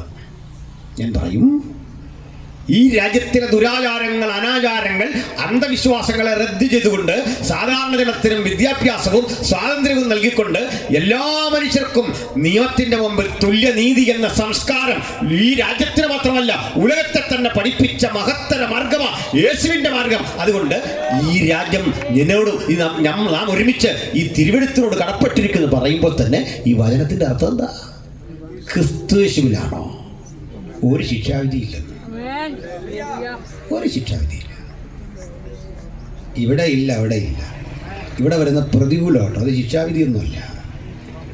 ഇത്രയും പേര് ജയിലിൽ കിടക്കുന്നതേ അറമുറിച്ചിട്ടല്ല, മോഷ്ടിച്ചിട്ടല്ല, നസ്രായനെ പ്രസംഗിച്ചതുകൊണ്ടാണ്. ആ പ്രസംഗത്തിന്റെ ശക്തിയും അതിന്റെ കൃപയും ചോർന്നു പോകാതെ ആരത് തുടരും. അവരിലൂടെ രാജ്യത്തിന്റെ സ്ഥിതിയെ മാറ്റുന്ന ഒരു മഹാദൈവം നമുക്ക് വേണ്ടി എന്നും ജീവിക്കുന്നുണ്ട്. ഇന്ത്യക്ക് 80-ൽ പരം ഭാഷകളിൽ നിഘണ്ടു കൊടുത്തതും 120 ഭാഷകൾക്ക് വ്യാകരണം കൊടുത്തതും യേശുവിൻ്റെ അനുഗാമികളാണ്. ഹിന്ദി ഒരു ദേശീയ ഭാഷയാക്കണം എന്ന് ആദ്യം ആവശ്യപ്പെട്ടത് പെന്തക്കോസ്ത് അനുഭവമുള്ള പണ്ഡിത രമാവായി എന്ന പേരുള്ള ഒരു കർത്തൃദാസിയാണ്. അവരുടെ സ്ഥാപനത്തിൽ നിന്ന് സതി പിന്തള്ളിയ 3500-ൽ പരം വിധവമാരെ ചേർത്തുകൊണ്ട് അവരാരംഭിച്ച ഒരു സ്ഥാപനം മുക്തി മിഷൻ എന്ന പേരിൽ ഇന്നും പൂനെയിലുണ്ട്. അവിടെയാണ് ഇന്ത്യ മഹാരാജ്യത്തിൽ രേഖാമൂലം ആദ്യം ആത്മനിറവിന്റെ അനുഭവങ്ങൾ അന്യഭാഷയിൽ ദൈവജനം ദൈവത്തെ ആരാധിച്ച ചരിത്രം കിടക്കുന്നത്. അതുകൊണ്ട് ഇത്തരം ഗോസ്പൽ ടീമുകളും പാട്ട് സംഘങ്ങളും ഗായക സംഘങ്ങളും നമുക്ക് ഒരുമിച്ച് ഇനി ഒട്ടും വിശ്രമിക്കാൻ നേരമില്ല. ഉറപ്പാണ് ഞാനീ പറയുന്നത് കേട്ടോ. ഞാനൊരു യോഗത്തിൻ്റെ ഇൻഫർമേഷൻ കിട്ടിയാൽ അന്ന് മുതൽ പ്രാർത്ഥിക്കും. ബൈബിൾ ഞാനും കൂടെ, പിള്ളേർ കൂടി അവരും സമയമുണ്ടെങ്കിൽ അവർക്ക് ബുധനാഴ്ച വേർതിരിഞ്ഞ് ഇതിനു വേണ്ടി പ്രാർത്ഥിക്കും. എന്തിനാണെന്നറിയണ്ടേ? ഈ നാളുകളിൽ നമ്മുടെ സുരക്ഷയേക്കാൾ വലുത് അതിവേഗത്തിൽ യേശുവിൻ്റെ സുവിശേഷം വ്യാപരിക്കണം. ഈ ജയിലുകളൊക്കെ നിറയപ്പെടാനുള്ളതാ ക്രിയാത്മകമായ ഒരു ആത്മപകർച്ചയ്ക്ക് മുമ്പിൽ അതിൻ്റെ അകത്ത് ഉണർവ് വ്യാപരിക്കും. അതിൻ്റെ ഒരു കാരണം പറഞ്ഞ് ഞാൻ നിർത്തിയേക്കാം. പണ്ട് നമ്പർ 316 അസൂസ സ്ട്രീറ്റ്, കാലിഫോർണിയ, അമേരിക്കയിലെ സ്ഥലമാണ്. അവിടെ ഒരു കണ്ണിന് കാഴ്ച ഉണ്ടായിരുന്നില്ലാത്ത ഒരു ബ്ലാക്ക്, ഒരു കറുത്ത വംശജനായ ചെറുപ്പക്കാരനുണ്ടായിരുന്നു. അയാളുടെ പേര് വില്യം ജെ സെയ്മൂർ എന്നായിരുന്നു. സെയ്മൂറിൻ്റെ പിതാവ് ഒരു ആഫ്രിക്കൻ തടവുള്ളിയായി അടിമയായി വിലക്ക് വാങ്ങിയതാണ്. സെയ്മൂറും കുടുംബവും ഒക്കെ വന്നപ്പോഴേക്കും അവർ യേശുവിൽ രക്ഷകനെ കണ്ടെത്തി. ബൈബിൾ വായിക്കണം, പഠിക്കണം. അന്ന് പോയി വെള്ളക്കാർ ഇൻസ്റ്റിറ്റ്യൂഷനിൽ ചേർന്നു. പഠിക്കാനിരിക്കുന്ന സെയ്മൂറിന് നിലനിന്നിരുന്ന അന്നത്തെ സാമൂഹിക വ്യവസ്ഥയിൽ വെള്ളക്കാരോട് ചേർന്ന് പഠിക്കാനാവില്ല. വരാന്തയിൽ കസേര ഇട്ട് കൊടുത്ത് അകത്തോട്ട് നോക്കിയിരുന്ന് പഠിക്കാം. സെയ്മൂറിന് അതിലൊന്നും തോന്നിയില്ല. അതൊക്കെ ഇരുന്ന് പഠിച്ചു. പഠിപ്പിൽ മിടുക്കനായിരുന്നു.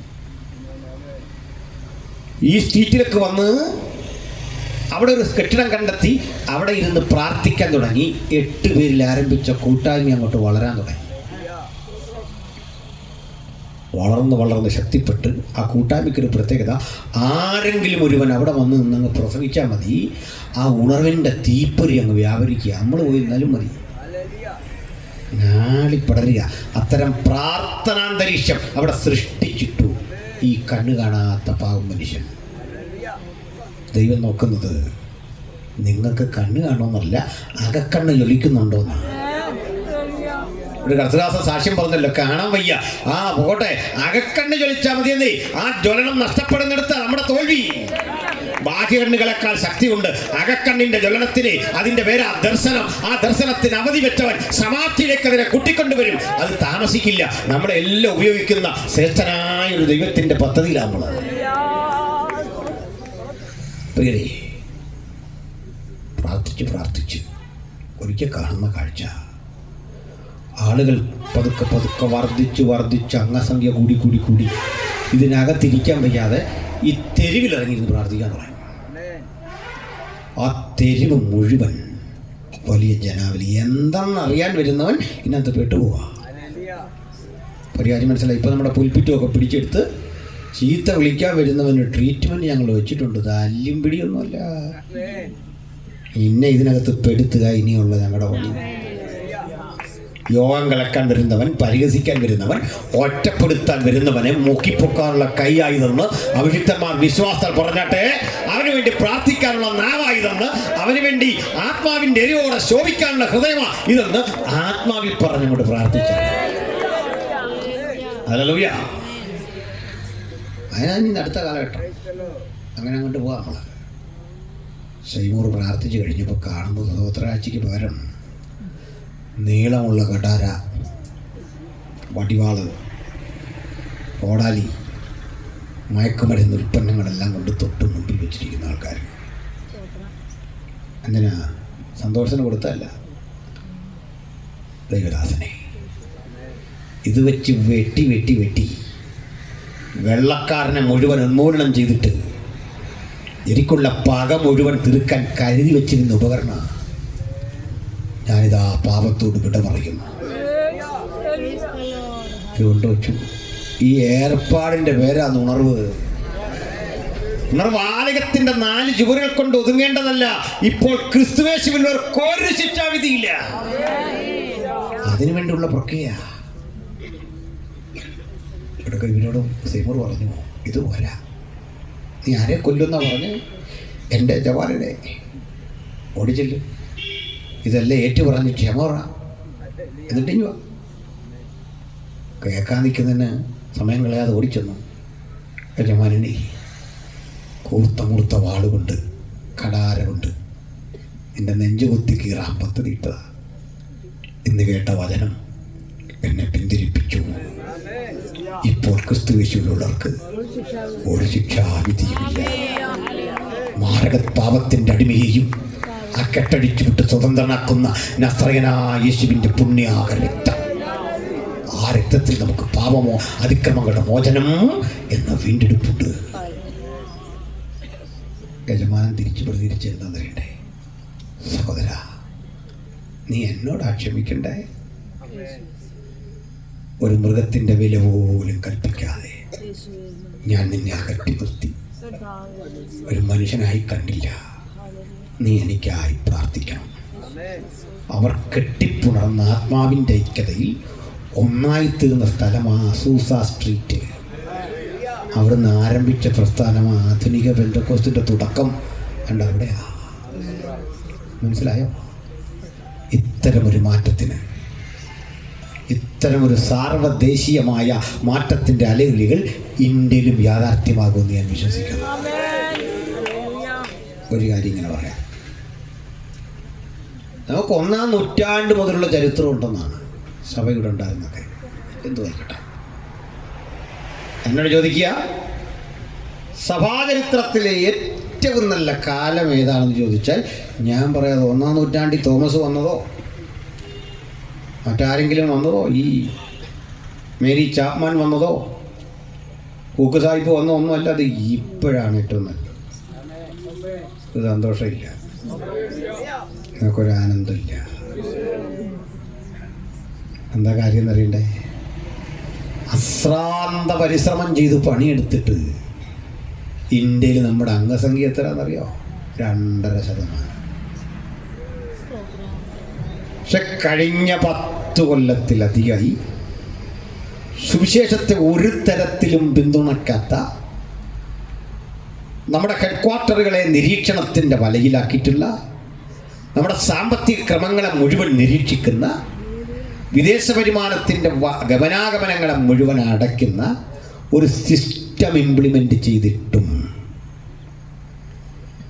ഞാൻ പറഞ്ഞ പോലെ 1500-ൽ പരം ആളുകളെ ജയിലിലടച്ചിട്ടും, ദാരുണമായി കൊന്നു കൊലവിളിച്ചിട്ടും, ബുൾഡോസർ കൊണ്ടുവന്ന് ഹാൾ ഉഴുതുമറിച്ചിട്ടും ക്രൈസ്തവ സഭ ഇന്ത്യയിൽ വളർന്നത് കഴിഞ്ഞ 10 കൊല്ലത്തിൻ്റെ ഇടയ്ക്കാണ്. 10 കൊല്ലത്തിൻ്റെ ഇടയ്ക്ക്.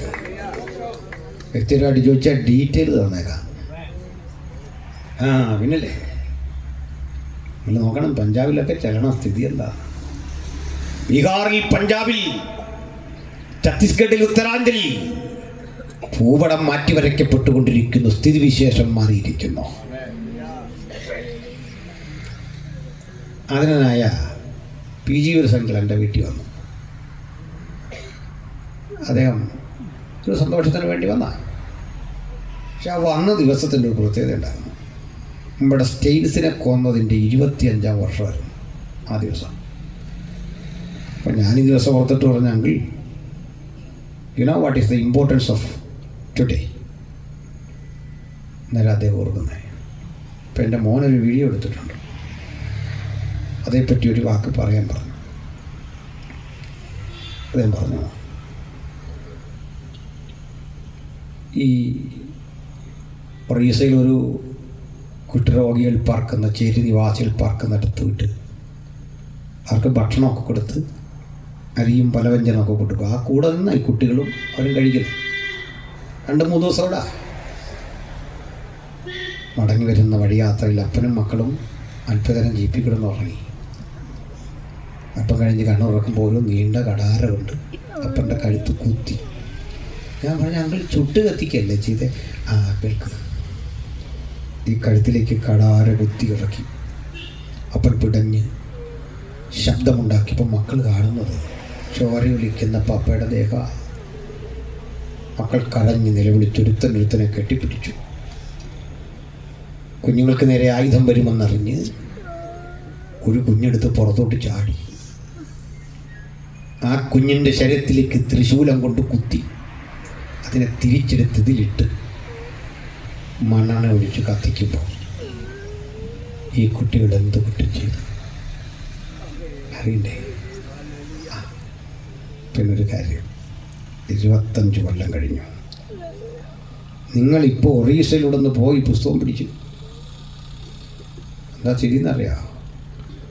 ഉപദേശിമാരെ അച്ഛന്മാരെ കണ്ട ജനം പറയും, പാതിരി സാബ് ആയി ആയി, ഇങ്ങോട്ടൊന്ന് വരണേ, പ്രാർത്ഥിക്കണം.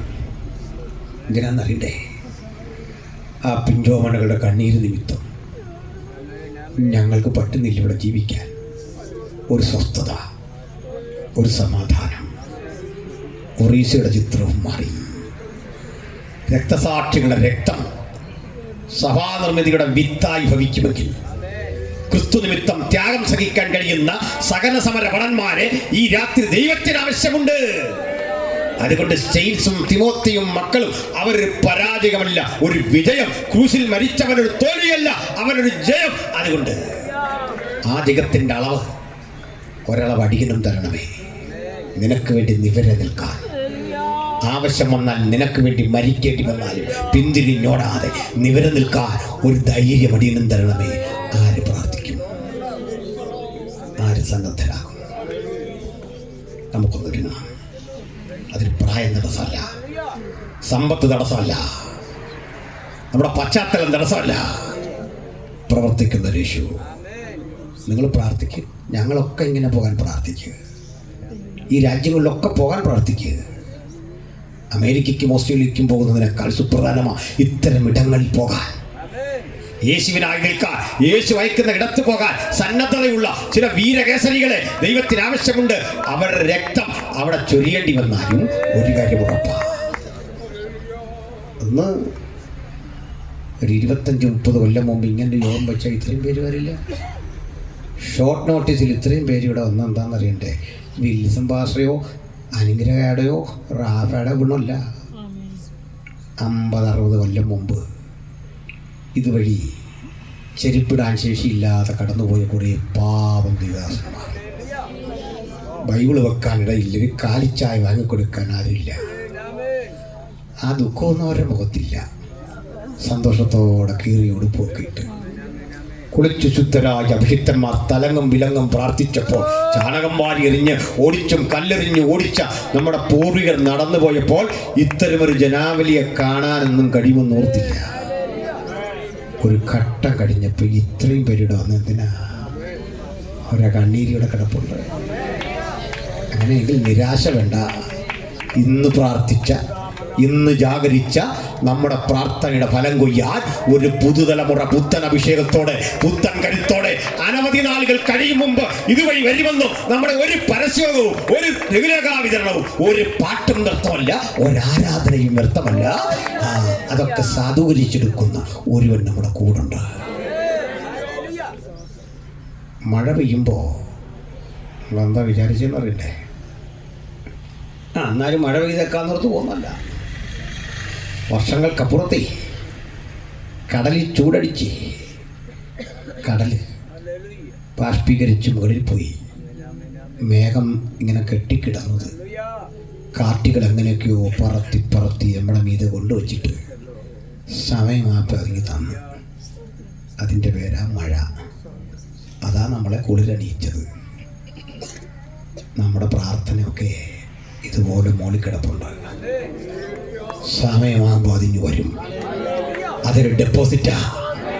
ഒരു പ്രാർത്ഥനയും വ്യർത്ഥമല്ല, ഒരു ജാഗരണവും വ്യർത്ഥമല്ല, ഒരു ആരാധനയും വ്യർത്ഥമല്ല, ഒരു യോഗവും വ്യർത്ഥമല്ല. സമയമാകുമ്പോൾ അതിങ്ങി വരും. ആ ഭണ്ഡാരത്തിൽ അവ ശേഖരിച്ചു വെച്ചിട്ട് വേണം ഭക്തൻ ഇന്നിവിടം വിട്ടു പിരിയാൻ. നമുക്ക് ഒരുമിച്ച് ആ നിശ്ചയദാർഢ്യത്തോടെ പിരിയണം. യേശുവിന് ആവശ്യമുണ്ട് പ്രാർത്ഥനാ സഹകാരികളെ. യേശുവിന് ആവശ്യമുണ്ട് ശരീരം കൊണ്ടും മനസ്സുകൊണ്ടും ജീവിതം കൊണ്ടും യേശുവിന് വേണ്ടി നിലനിൽക്കുന്ന ചില പുതിയ ജീവിത സമർപ്പണമുള്ള പ്രിയപ്പെട്ടവരെ. ആർക്ക് കഴിയും ആത്മാഭിമാനത്തോടെ എനിക്ക് യേശുവിന് വേണ്ടി നിൽക്കണം? ആ ചിന്തയോടെ ആരുണ്ട് ഇന്ന് രാത്രി അവർക്ക് കരമുയർത്താം. ഞങ്ങൾ പ്രാർത്ഥിക്കാൻ പോവുകയാണ്. സമർപ്പണം ചെയ്ത് ചിലരെ കാണുന്നു. ചില യൗവനക്കാരും പിതാക്കന്മാരും കരമുയർത്തുന്നു. ചില ചെറുപ്പക്കാർ കരമുയർത്തുന്നു. എനിക്ക് കർത്താവ് ആഗ്രഹിക്കുന്ന അളവിൽ കർത്താവിന് നിൽക്കണം. നിന്റെ രക്ഷയുടെ സുവിശേഷം ഘോഷിക്കണം. നിനക്കായി പാടണം, നിനക്കായി എഴുതണം. പാട്ടും പ്രസംഗമൊക്കെ കേൾക്കുമ്പോൾ ആ ചൈതന്യവത്തായ ആത്മാനുഭൂതിയുടെ പ്രസരണം ജനങ്ങളിലേക്ക് ഉണ്ടാകണം. അല്ലാതെ മറ്റൊന്നും ഞാൻ ആഗ്രഹിക്കുന്നില്ല. ഒരു നാണയത്തിന് വേണ്ടിയല്ല, ഒരു പിടി ആഹാരത്തിന് വേണ്ടിയല്ല, ദ്രവിക്കുന്ന വസ്ത്രത്തിന് വേണ്ടിയല്ല, നസ്രായനായ യേശുവിന്റെ സുവിശേഷത്തിന് വേണ്ടി ആരെന്ന് രാത്രി സമർപ്പണം ചെയ്യും? കരമുയർത്തിയവരെ കർത്താവ് മാനിക്കട്ടെ. സമർപ്പണം ചെയ്തവരെ കർത്താവ് മാനിക്കട്ടെ. ഞാൻ വാക്കിൽ പ്രാർത്ഥിക്കുന്നു. പരിശുദ്ധനെ, ഇപ്പോൾ തിരുസന്നിധിയിലുള്ള ആർക്കും ശിക്ഷാവിധിയില്ലല്ലോ. ആ സന്തോഷം ഉലകത്തോട് പറയുന്ന മഹത്തരമായ സുവിശേഷ ഘോഷണത്തിന് സാധുക്കളായി ഞങ്ങൾ ഉപയോഗിക്കണം. ഞങ്ങളുടെ ജീവിതത്തെ ഉപയോഗിക്കണം. ഈ സമർപ്പണം ചെയ്ത അങ്ങയുടെ കുഞ്ഞുങ്ങളുടെ മീതെ തിരുകൃപയെ ആദരിക്കണം. യേശുവിൻ നാമത്തിൽ ഞങ്ങൾ ഈ സഹോദരങ്ങളെ അനുഗ്രഹിച്ച് പ്രാർത്ഥിക്കുന്നു. ദേശത്തെ അനുഗ്രഹിക്കുന്നു. ഈ സ്ഥലം ഞങ്ങൾക്ക് വിട്ടുതന്ന പ്രിയപ്പെട്ടവർക്കും ഈ അനുഗ്രഹത്തിൻ്റെ ഒരളവ് അങ്ങ് ദാനമായി നൽകണം. വീണ്ടും വീണ്ടും ഇവിടെ യോഗങ്ങൾ നടക്കാൻ, ഈ ശ്രദ്ധാകേന്ദ്രമായി മാറാൻ, ഈ ദേശത്തിന് വിടുതലായി മാറാൻ, ഇതൊരു പവർ ഹൗസായി മാറാൻ, യേശുവിൻ നാമത്തിൽ ഇതൊരു സ്പിരിച്വൽ പവർ ഹൗസായി മാറാൻ ഞങ്ങൾ അനുഗ്രഹിച്ച് പ്രാർത്ഥിക്കുന്ന കർത്താവേ. പ്രാർത്ഥനാ ജീവിതങ്ങൾ ഈ ദേശത്തെ ആധിപത്യം പറഞ്ഞ് അവകാശം പറഞ്ഞ് പ്രാർത്ഥിക്കുന്നു. പ്രാർത്ഥനയുടെ സ്തോത്രം യേശു ക്രിസ്തുവിൻ നാമത്തിൽ തന്നെ. ആമേൻ. എല്ലാവർക്കും വന്ദനം. ഈ വചനങ്ങൾ കർത്താവ് അനുഗ്രഹിക്കട്ടെ. ആമേൻ.